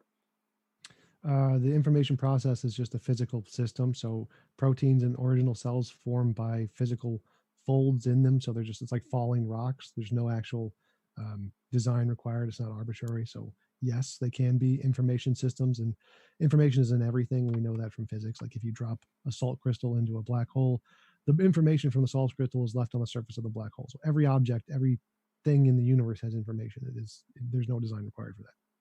Gotcha. We You will. said black. You described a black hole, and you gave me existential dread. Thank you, dude. All I'm gonna say is Nordax, Mingyang, United Power, Siemens, Gamesa, General Electric, Suzunian Group, Siemens, of course, Siemens, or Enercon. Which of those turbine manufacturers manufactured the cell turbine? I'll give my time to the questions, which I hope will be spicy and fun. I know the chat hates me. They already do. Bring it, you haters. They love you. The funny thing is, when we started this debate, I was a little bit nervous it would be low energy, but it definitely was not. And we appreciate your passion, Phil. It's been a wild one. You never know what's going to happen here. I never do, that's for sure. So we are excited to jump into these questions for the Q&A. But I just want to say, as a reminder, these gentlemen have their links in the description. I want to say thanks for these guys being here. It's always a pleasure. It's been, like I said, I mentioned it before, but I mean, like Tom is like, we're like brothers. We were separated at birth, we look the same. Look at you, Tom. You look just Except like... I'm the pretty one. Oh, Thomas, there he goes again. So Angels. he's a terrific guy. And the second thing, though, Tom is always the most forgiving guy. I don't know if you guys knew this, but like a month ago on Twitter, as a joke, I tweeted that Tom was exposing himself to old people at the mall. And nobody took it as a joke, though. They thought I was serious. And they're like, bro, are you serious? And I was like, ooh. But Tom forgave me for it. Isn't that nice? Well, I mean, I forgave you because it was true, so. Well, here we are. So excited. Where are your morals? Where do you get your morals? He's never done that. Okay, well, so excited. But yes, we are stoked to get this rolling. So here we go. I want to ask you a bunch of questions, and I want to have them answered immediately. First up, Steven Steen, thanks for your super chat. He said, when I see Tom Friday, I'm giving him a hug. That's right, Tom will be in the debate tour. So you will get to see Tom in another live debate. And that's going to be this Saturday. He'll be debating on the resurrection with Jonathan Sheffield. But presumably, Tom, are you going to make the debate on Friday between Nathan Thompson, Flat Earth, the Prince of Flat Earth, and Team Skeptic? I have no idea. You haven't even told me where it was. So Okay, Tom, seriously? So he will be there, folks. I promise he'll be there. So next up, Ryan Stevens. Thanks for your Patreon question. He said, what priors did Artangelo use in his Bayesian calculations? I gave an example how to calculate the odds to have a minimal cell. And that gives you a probability number, which demonstrates very clearly that to get a functional cell by random events is far, far beyond the possible. So this is an example. Gotcha. Thanks very much. Always a pleasure. Next up, we got a super chat from I'm Sorry Wilson. Thanks for your question. They said, did you really teach G-Man hydraulics? And they were asking that to True Empiricism. Hydraulics. Well, that's the sad part about it is that G-Man a while ago, he and I had a discussion, just a general chat, sort of like this. He explained to him the hydrolysis reaction. And he's repeated it one time. He said hydraulics. It was the first time he heard about it. And they refused to give him any charity over it. So, I mean, if I were to question the same person over hydrolysis reaction or the Krebs cycle or anything like that, or anything, like more than likely he wouldn't know it either off the top of his head at the very first moment he heard about it. So I think that he needs to be a bit more charitable to G-Man. You wouldn't expect most people to understand these topics unless they do the research. So I think he needs to be nice. That's all I can say. Gotcha. Thank you very much. Next up, super chat from Steven Steen, who says, Nephilim Free has more knowledge of science than Richard Dawkins. Serious. Thanks for that super chat. Well, okay, Stupid Whore Energy. Thanks for your super chat. So yes! She calls herself. I'm such a fan. I'm sorry, I didn't mean to interrupt. I'm such a fan. Thank you, Stupid Whore Energy. I was afraid you weren't going to be here. She is a character, to say the least. She says, you can get significant biological activity with just 3 amino acids. My guess is this is for you, True Empiricism, or Artangelo. I'm I sorry. don't. What was it? I, What was the question? So she had said you can get significant biological activity with only 3 amino acids. Well, inside of the cell, maybe, depending on how it's being used, but you can't get really anything going with just 3 amino acids. Gotcha. How many amino acids does it take to create a protein? How many proteins is necessary for just the basic unit of life? The ATP, the DNA itself, the way that it manipulates with the DNA gyrates, the beta clamps, the helicases, so many different complex protein machineries that are all dependent on. There's a lot of material there. So how can you do anything with the amino acids? She needs to give me a better explanation for that. Gotcha. Thanks so much. Next up, Stupid Whore Energy. Thanks for your super chat. She says, nature can make molecular machines via natural selection, mutation, constructive neutral evolution, and combinatorial genome shifts. What do you think of them apples? I think that those are just assertions. I think that if people look into the literature, there has never been a test for any mechanisms of evolution, whether horizontal gene transfer, vertical gene transfer, any mechanisms of evolution being utilized to create these machines or effects. They only compare anatomy or homologies of existing proteins and declare that one came from one another by pareidolia, by pattern seeking, by saying this looks similar to this one, therefore they conclude that this shares a lineage because of their similarities, and that's there's no demonstration, there's no causal linkage. So I feel like you say things with confidence, and you think we're just like okay, fine, but it's like, come on, like bears and dogs. I don't understand. Okay, well then refute me. Say stuff. Use words.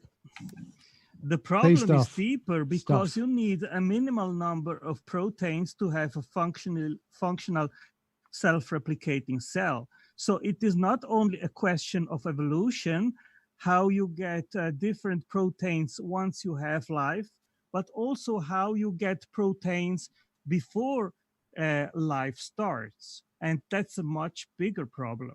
I'm super okay with just chaos, dude. I really am. Like blind chaos is fine by me. Gotcha. Okay, what now? You can get self-replicating organisms, which we're going to call life, before the cell. So the cell. Well, let me ask you guys this question then, and not only for you but for the audience in regards to. I'm also not talking for Tom. I mean me. I'm an agent of chaos, so I have to. Okay, so chaos is like me dropping a couple of toothpicks on the floor and forming the word "it."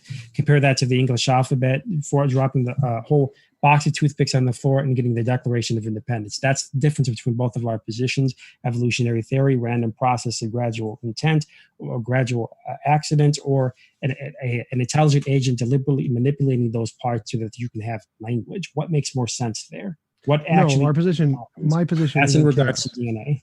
My position isn't chaos at all. My position is gradual changes. So, like, if we have a random book with random letters that have nothing but gibberish, and every time you get a new copy of the book with one change and it is guided to one towards a conclusion, well, then eventually you're going to get Shakespeare's works, because it's a guided conclusion that's determined by physical forces, which is essentially what the cell is. Evolution is not guided physical process. No, it's a guided process. No, it's guided. It's specifically guided by natural selection. No, I'm not saying evolution is random chaos. I'm saying the initial reason why Earth exists and why we're able to have this conversation, its initial thing. Yeah, I mean, there's a very slim chance, one way or the other, Earth would have been totally different. We could be having this conversation on Mars, going the blip bloops.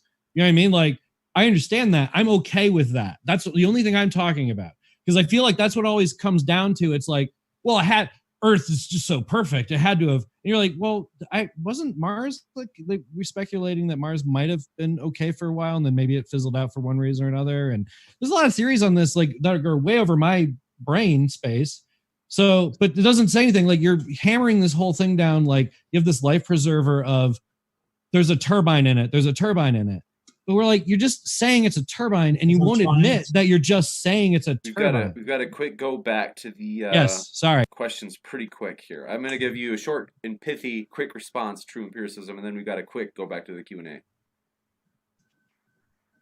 True empiricism, are you there? Okay. I was just going to say that that all I'm trying to do here is I'm trying to make sure that we understand the premises of my argument.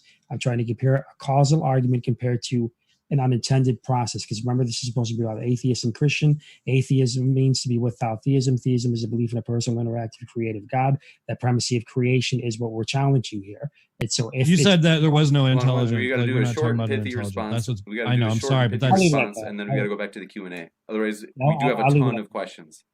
Yeah, I'm sorry. good. I have a lot of problems if we're talking about specifically the Christian God. Then I have a lot of problems with that idiot being in charge. So I'm so sorry. We're not talking Like about that gets really bad for me. We're So not talking about that specifically. I'll leave it at that though, because I know that there's these responses are very long-winded, and I feel like more so I got to teach than debate. So I'll leave it at that. Go ahead, James. We're gonna jump into the okay. So we've got from Stupid Horror Energy. She says two proteins don't need the same amino acids to perform the same or similar functions. That's why when they do, we conclude relatedness, like concluding that two students cheated on the same paper or test. Well, that's an assertion. That's again what I said earlier, pareidolia, pattern seeking. You don't just get to say, well, similarities therefore equal. And I want to be careful with this because they're going to try to conflate that with the argument, but similarities don't necessarily equal, like there's a correlation of some kind. But if they can show a causal linkage, then I think that's what the point is. But I'll give on Tangelo. I'll just let you start answering them because I know I've hogged a lot of this time. Well, I know that there are proteins which are necessary for life, like RNA, sorry, ribonuclear, sorry, my English is bad, RNR proteins. They are needed to modify the RNA to become DNA. And you have 3 different versions of that protein to perform the same biosynthesis function. And now you have to ask yourself, why is that? Why do you have 3 different versions of a protein which you need prebiotically to perform the same function? It makes absolutely no sense if you check it out from a naturalistic perspective. Now, of course, you can ask why did a designer make 3 different versions? I don't know, but I understand that only a designer would design 3 different proteins to perform the same function. Gotcha. Why not 6? Why not 9? Why not 12? We're going to jump over to the next question. We've got to have, don't worry, we've got to have some for TJump and let's see. Oh, wait, we got Dwayne Burke. Thanks for your super chat. They said, TJump, it takes intelligence to create AI, but you believe intelligence isn't required for biological intelligence when it is so much more complex. Okay. So yeah, artificial intelligence, we don't have that yet. It's possible that there's silicon-based life, which would in fact create artificial intelligence as we define it, and that could live on other planets. So no, artificial intelligence can come about by biological processes using silicon-based life instead of carbon-based life. So no, it's only we just don't have it yet, and so we're going to have to do it manually using human intelligence. Gotcha. Right, and if a robot gained sentience, they would have equal rights, by the way, so everyone knows. C-3PO is a slave, and I don't like what Star Wars says about robots. I'm sorry. Go on. Thank you very much. Appreciate that. Stupid, let's see. Stupid Horror Energy, as she likes to call herself. Thanks for your super chat. She says, darn it, one more. The alpha and beta subunits of the FATP synthase are related, which suggests a gene duplication. Thoughts? I'm assuming that's for me because she's bringing up the ATP synthase. I think so. How they're related? Well, I would like to see her evidence for that. I'm assuming it's just homologies in the sequences, and I'm wondering where she got that from. But they're just the layout of what they are to build the bottom portion of the F1, F0 part of the structure, I believe it is. And there's 3 alpha, 3 beta, and you have a gamma, delta, epsilon. All it is it's a portion to open up when a proton gradient moves in to allow an additional phosphate to be attached to a adenosine diphosphate. So I mean, she's not saying anything; she's just making assertions. I don't know what I can do with that. Gotcha. Thanks so much for your super chat. Spikes Myth. I think I said it right. Please let me know if I didn't. He said, describe an intelligence that is not dependent on a neural frame network in space and time. I think that might be for Tom and Phil. I'm not sure. Not quite. So his argument is essentially using the same thing. We only know of minds that are made of biological processes. Therefore, if there is another mind, it's probably made of a biological process, which is the same kind of argument that that true empiricism is using. Well, we only know if this object is made by us. Therefore, if we see this other object with the same properties, well, it's probably also made by something else. So it's the same kind of an argument for them actually saying that only minds can only be as a part of biological systems in space and time as far as we know. You can't just say, well, it could probably be something else. If there is a something else, then I'm you talking about sciences all the time. Like, oh, it's probably something. Come on. I want to say this though, that I'm going to stand by the knowledge known, and that now with knowledge available, with the facts available, rather than alternatives assumed to be the case. I'll leave it at that. Gotcha. Thanks so much. Next up, Steven Steen, thanks for your super chat, who says Trump is the best president since Obama. Bringing your politics into here, Steven. Did they pay for that? Did they pay for that one? No, do you get it though? They said Trump's the best since Obama. But that was a pay one though, right? They paid for that? Super chat. Super chat. That's fine. Good. Okay. Thank you for paying. Gotcha. Let's see. Stupid Horror Energy, thanks for your super chat. She says, irreducible complexity is refuted by co-option. Anteco, go ahead. You can respond to that. Well, the cell is irreducibly complex, so I would have to ask her, where did the components be co-opted from to get the first replicating cell? Gotcha. Thanks so much. Moving quickly, I'm sorry, Wilson, thanks for your super chat. They said, how about those 50 billion jobs Trump created? Okay. Thank you very much for that, Phil. Stupid Horror Energy, thanks for your super chat. She said, question for True. Why aren't there any true wheels in large-scale biological organisms like elephants? Any true wheels? Yeah, I think she means like, wouldn't that be a nice design feature, and yet we don't see them or something? That's my guess. There's gears that they find we find gears in insects, and I don't know how that's. No, come on. I had a bunch of these lined up too. I'm like, why can't I just replace my heart with a different heart? Why do the tubes go into it and then have to go back out of it to oxygenate? That is crazy bad design. Like, that's why I wanted intelligence defined. An intelligent designer would go pipes go in top, then down out bottom. Let me say this: a car. Bad design does not equate to not. Yeah, I know. That's what I'm saying. If you want to go idiot design, then maybe idiot chaos god. Maybe I have a Volvo, for example, with a battery that for some reason. I knew you're going to do some kind of Kent Hovind example. That's so. So it's a bad design. Right, go on. That it wasn't designed that does it. Gotcha. Next up, thanks for your super chat from. Do I have to read this? Stupid Horror Energy says, I love my daddy James, and there's nothing Steven Steen can do about it. Okay, next one. Thank you for that. Von Helton's Children. I don't get this one. This something about, can we get a shout out to Kentucky CPS? Is this some sort of like extremely dark joke? I have a feeling I just read someone's super dark joke. Chua View, thanks for your real high pitched dog whistle there, my guy. Oh, I do hear a whistle, actually. Do you guys hear it, too? I was joking. No, okay. I guess like the... If it's a dog whistle, it's a dog whistle I've never heard. Gotcha. I hear it again. Does anybody hear it? Phil, are you blowing a dog whistle? Okay, next up. No, there's no way. I've been muting myself a lot. So, thank you for your super chat. Chua View... Let me know if I've missaid that. I'm sorry if I did. Thank you for your super chat. They said, the point of a debate is not to change the person you're debating. It is to bring your case to the audiences. Refrain from anger and interrupting your opponent. Gotcha. Whoops. Sorry, my bad. Thank you for that. Stupid Horror Energy. Thanks for your super chat. She said, true, your premise is the same as the conclusion. I think she's arguing that true empiricism, that you were using some sort of circular reasoning.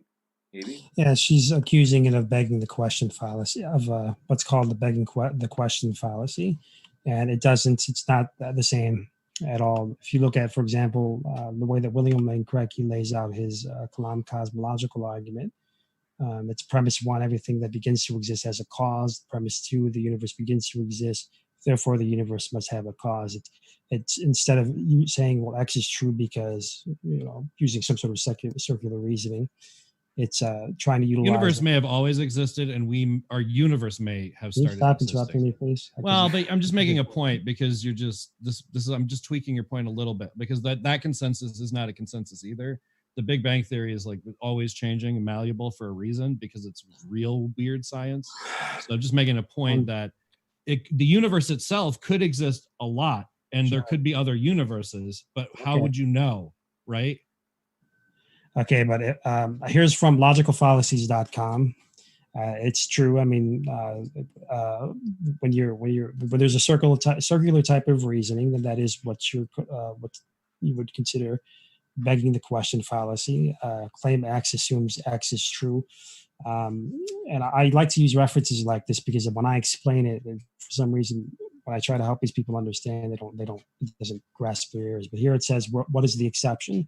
Some assumptions that are universally accepted could pass as not being fallacious. So premise one of my argument is that certain patterns in nature are best explained by an intelligent agent. But certain patterns in nature are only known to come from an intelligent agent.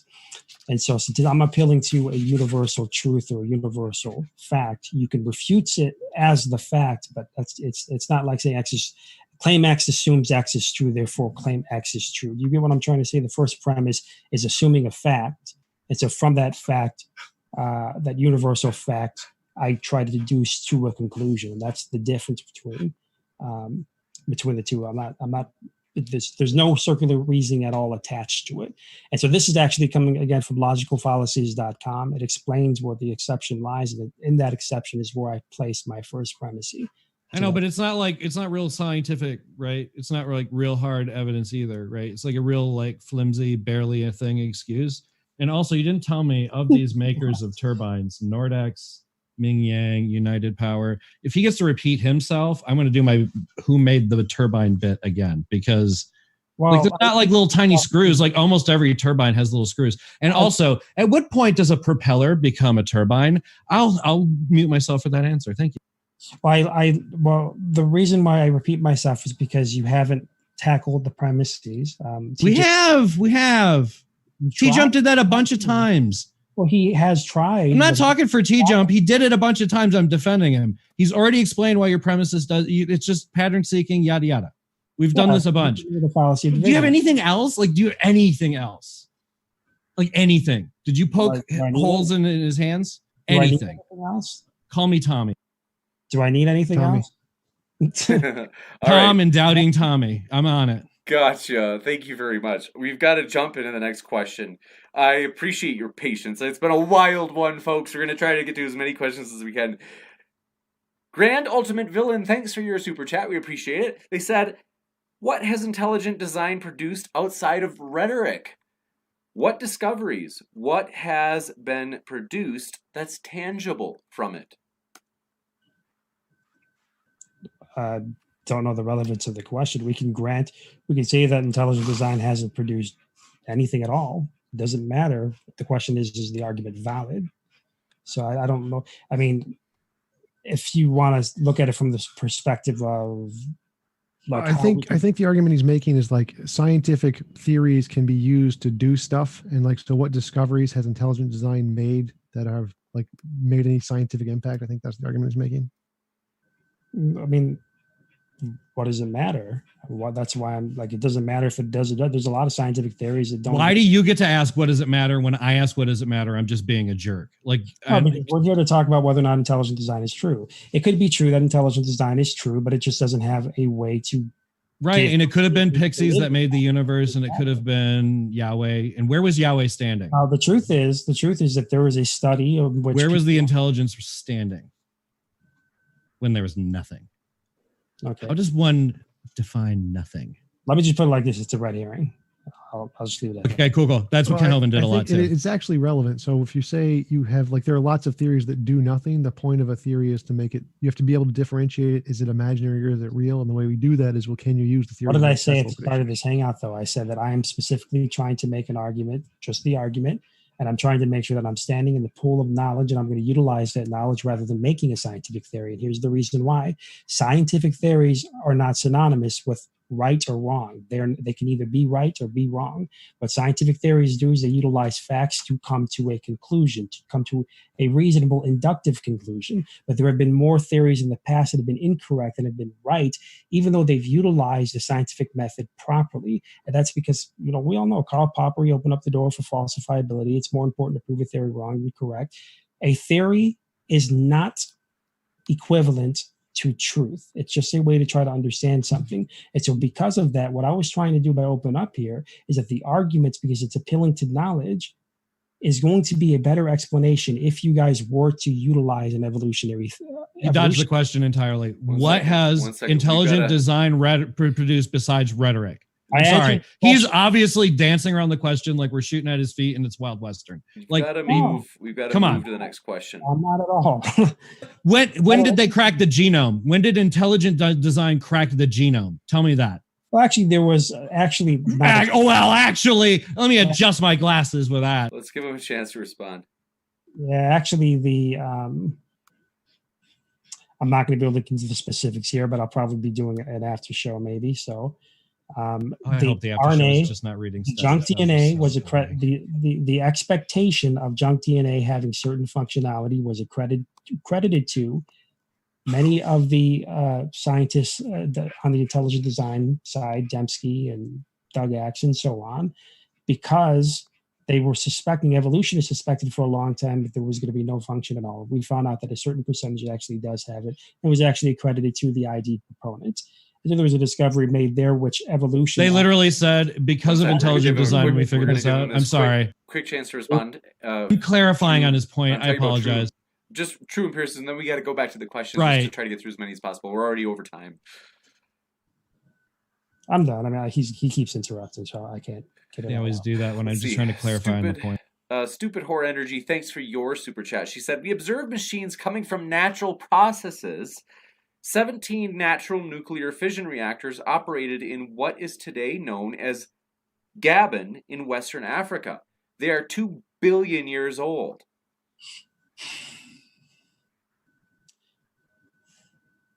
That's all she said.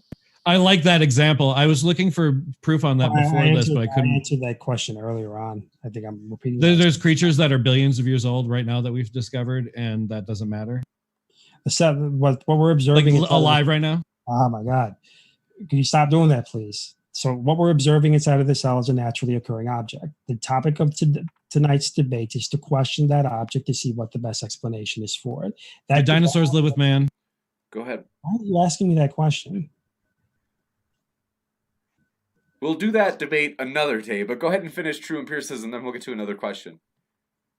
I don't even remember what I was going to say, so. Gotcha, okay. Sorry about that. It's been a while. That's not a tactic. If he knew what he was talking about, he'd be able to talk it really fast. We appreciate your super chat from SOL, who said, he debates. I responded, I think I said something like, hi, SOL, glad you're here. They said, I said, thanks for stopping by. They super chatted, no problem. And I said, haha, thanks. And they super chatted back, you're welcome. This made me laugh. And I said, appreciate it. They said, don't mention it. So anyway, I just thought it was funny. Okay. You had to be there. Okay, next up, Stupid Whore Energy, thanks for your super chat. Very sassy tonight. She says, P-type ATP synthase is a much simpler form of the F and way simpler than the V-type synthase. True empiricism. Or Otangelo? I don't know. Say it again. I don't know how they do the VATPAs. I'm familiar with that, but I don't know how she defines simplicity. How do we define which one is simpler than the other? And it wouldn't matter anyways, because I don't care about simplicity or complexity. I care about the causal linkage to an effect. If I have an object that I know has come from a creator, that I can use that to say there is a creator, because I can say creation indicates a creator. If there's just something else, I need to know what she's trying to say. Okay, it's more simple because why? Because it's got less parts in it, because it's got a different job. I mean, I don't know, but she's got to be more specific in her questions. Gotcha. He's working with James to get through. more money out of you, Move stupid through. whore energy. Don't fall for it. To I'm just move kidding. through quickly. Thanks for your super chat. Philip Sirvenhuck. Forgive me if I've said that wrong. I'm seriously sorry. I know I screwed it up. I'm sorry. But let me know if I did. Philip, thanks for your super chat. They said, do the Christians know that evolution by natural selection is not a random process? I just wanted to clear that up. It's a gradual, unintended process. Gotcha. So it's direct, polar opposite. We know that mutations are random, but natural selection is not. So, gotcha. Thank you very much. We'll move to the next question. Thank you. Next, thanks for your super chat from Dear Jay Shy. Glad to see you. By the way, Jay Shy, want to let you know, folks, if you see Jay Shy in the live chat, feel free to say thanks, because I was like, who are we going to have? So this Sunday, we're having Aaron Ra debate a creationist. So this is part of the lineup for the in-person debate that we're stoked about. It's going to be terrific, you guys. It's going to be off the charts. Terrific. But, by the way, Jay Shy helped us find the opponent for Aaron Ra, Dr. Mick Leroy. So that's going to be an epic one, and we want to say thanks so much. That, honestly, to be honest, like, you have no idea how much that helps. Like, sometimes I'm just, like, getting so little sleep, and I'm trying to, like, juggle a trillion things, and so thanks so much for helping us find that speaker. Next, they said, Jay Shai says, the only problem I have with ID is the rejection of some scientific explanations, implying if it's empirical, God must not have had no... Oh, okay, so they're saying... Let me read this over, because now I see where the comma is. They said, the only problem I have with ID is the rejection of some scientific explanations, implying if it's empirical, then God must not have had a part in it. Do you get that question? I think I might. Well, let me put it like this. A lot of people don't realize this, but there are actually some ID scientists who accept evolutionary theory, but they're skeptical about its creative ability. I think that's where ID comes in. My issue is that if you think that evolution can do it, actually has a comparable creative ability as intelligent design, then why conflate the other? Why is one needed over the other? And so I don't accept evolutionary theory because of looking into it and doing the research and seeing the debate. It just doesn't. I don't know why you would want to support something that just is lacking. So I mean, I think that's one little tiny thing that you pointed out is. I'm sorry. Let's let him finish, and I will try to get a question for you guys, I promise. I know that they've been sparse, and I'm sorry about that. Okay. Were you done, True Empiricism? You can keep going if you'd like to. Well, I'm trying to untangle. I know I'm hogging the mic, man. If you want to jump in anytime. Well, usually evolution is how can I say? It is pointed out why it doesn't work, but you see rarely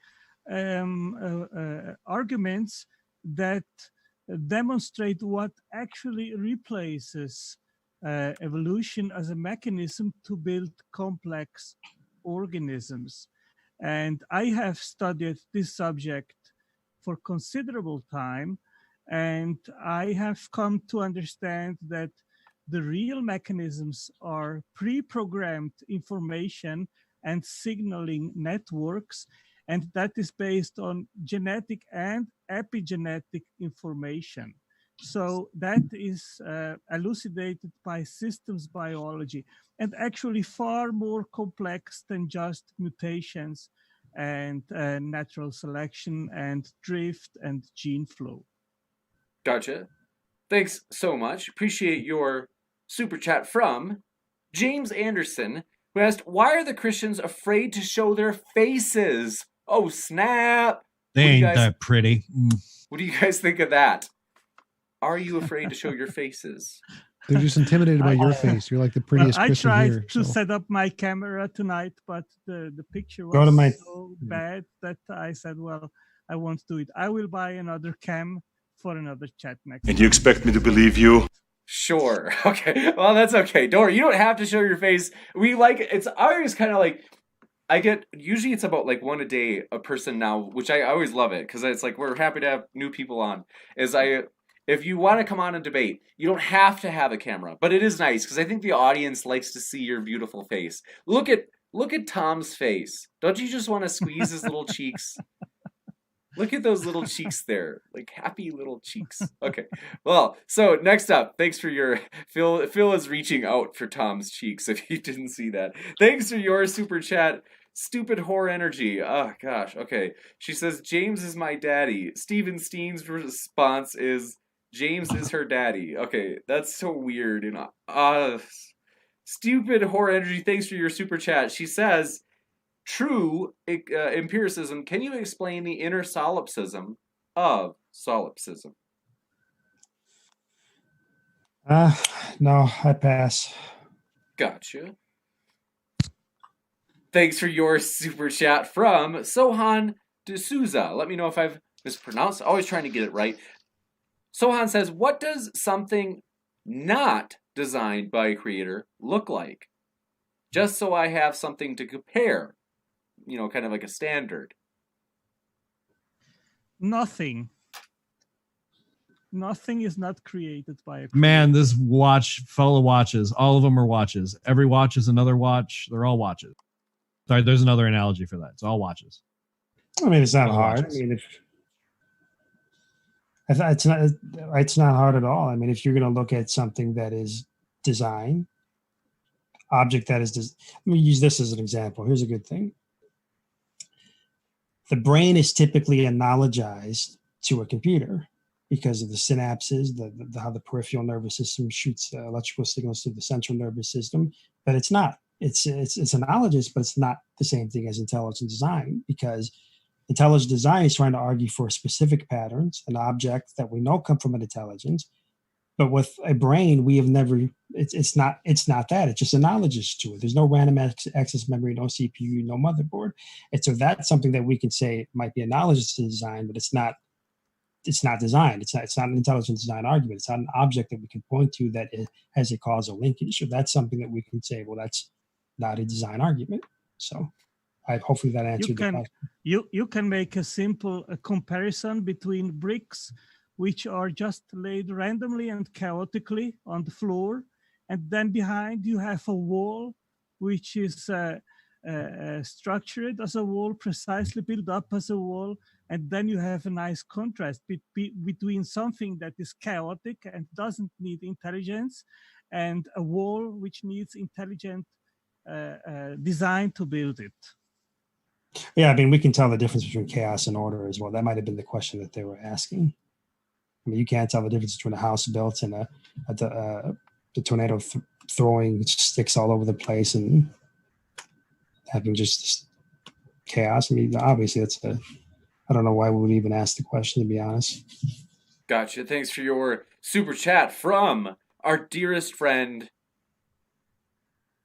Stupid Whore Energy. She says, true empiricism, do you still believe in the ridiculous idea that water degrades DNA? The ridiculous idea that water degrades DNA. Yes, I do. Gotcha. Thank you very much. Next up for you, thanks for your super chat, Dwayne Burke. Glad to see ya. Thanks for all your support of the channel, by the way. I see you all the time.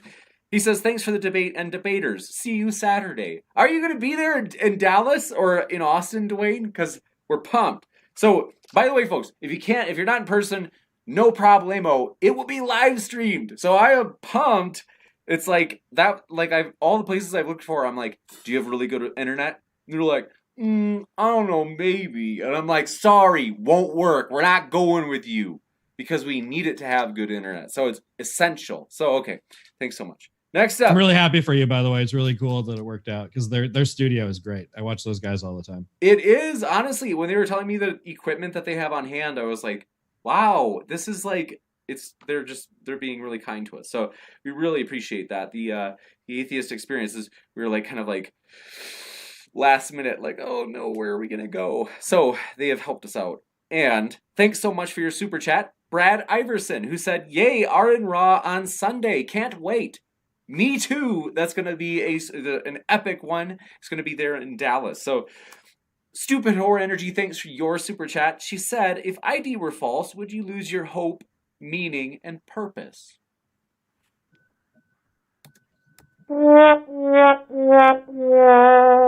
can answer. It's okay. Oh, I'm sorry. I was looking through my phone. I'm sorry. Did you ask me a question? Yeah. Okay. Are you not taking this serial? No, I was it's going to like- ask that question. That was a question I wanted to ask. But It's- yeah, I agree. I didn't No, hear it. I'm sorry. I have purpose. Totally, it's not a problem. Say it again. Okay, here we go. She said, if ID were false, would you lose your hope, meaning, and purpose? No. Why? These are kind of some ridiculous questions. Obviously not. Gotcha. Thanks so much. Next up, Brian Stevens saw your question. We don't have a mixer or a stream deck or a Golixer, if I said that right. I actually just to let peeps know. First, when I started this channel, we it's all a family. When we started this channel, I was like kind of like asking around, and I like kind of try to figure out like how are other shows doing this? Because it was like they had Google Hangouts, and then only a few people were using OBS, like even just 2 years ago, and so we try to like tell all this the secrets. What I do is I pull up a soundboard just from Realm of Darkness, the website, like the old school website that used to like do Arnold Schwarzenegger prank phone calls with. I pull up that website, and then on OBS I just select. I use the desktop audio, so it'll play both my Zoom audio and it captures the soundboard audio as well, and that's why you hear the soundboard. So nothing fancy at all. By the way, all of our tech, I put it in there today. Our description list has all of our hardware and software that we use for this show currently listed in the description, because we don't want to keep secrets. I want to give you a heads up. We do get these are affiliate links, so we get like a 3%, commission. Is that what you say? That Amazon gives us if you use our links. But if you don't want to use our links, that's fine. It's a free country. We want to have the information there for you to use for free. You don't have to use the links, and I mean, it wouldn't cost you anything even if you did. But what you can do is just copy and paste the names of the items from our list and just search on Amazon elsewhere. And that way, if you really don't want us to get the 3%, that's okay. We're not entitled to anything. So all those stuff that we use, though, is down there, and it's really not fancy. So thanks for your super chat. Cody Davis, we appreciate it. They said, do we see new intelligent designs created today? Tangle, did you want to get that? I don't know. I don't think so. Wait a minute. Obviously, if we're talking about innovation, we're seeing intelligent designers create things all the time. But these questions, they're very off base, I have to say. So long as any new discoveries that we're finding inside of nature have a property that we can connect to a designer, that I'd say that there is, and we are finding things out in the cell all the time. So I mean, I think that they found that there was another code on top of DNA as well that helps direct it more efficiently. So I think that would also be synonymous with the ID argument. So I mean, yeah, we find them all the time. Gotcha. Thank you very much. And appreciate it, folks. It's been a total blast with you tonight. Always fun. Want to say thanks to our speakers. The debaters, they're the lifeblood of the channel. So, folks, their links are in the description. Want to let you know how much we appreciate them. And also, we got one more super chat just came in. Jay Shy, thanks for your super chat. They said, true empiricism. Do you accept common descent like Michael Behe? If not, how do you explain the same ERVS and mutations in the same spots? Is ERVS an acronym or some sort of abbreviation? Endogenous retroviruses. Oh. No, Yeah, I don't support the same ideas as Michael Behan. Actually, Michael Behan, his last video that he produced over on, I think it's on the Discovery YouTube channel, he elaborates further on it. He basically accepts evolution, common sense for the sake of argument, so that he can get into the nitty gritty of the design argument. And so I don't even think that he accepts a common assent either. But no, I don't accept that. I did ask Michael B. in Sao Paulo, in Brazil, when he came down here, and he was very evasive to answer my question. And he said that it's not his focus. So I didn't see much firmness in his response in regards of that issue. Right. Yeah. So you know why though? Because if you listen to what he was saying, I think he's got a point. I think that when he's dealing with, I think he deals with a lot of very secular-minded scientists, and he wants to make sure that he's not being that when he's talking about this stuff, that he's not being distracted over red herrings. He wants to get right into the idea argument, and that's I'm only assuming that's probably what it is, just based on what I've heard from him. But I personally don't think that he accepts that common dissent. Gotcha. Okay, one last thing from the chat. I've only one more question. Let's see. Philip Siervenak. Let me know if I said it wrong. They said, can we have a Phil Bunny versus Duncan atheism debate? That would be exciting now, wouldn't it? That would be a down wild for one. crazy. I am down for all the drag out crazy. I'm down for it. That would be a wild know who one. that is. Well, oh wait, yes I do. Yeah, I'm down for that. Formerly Darth Dawkins. But yeah, I was real frustrated when I watched him before. So yeah, I would do that. Yeah, I truly don't know how he got that name, but that's an interesting, isn't it? Well, all right. So, with that, I want to say thanks everybody for being here. It was a total blast. It's always fun. We really appreciate it.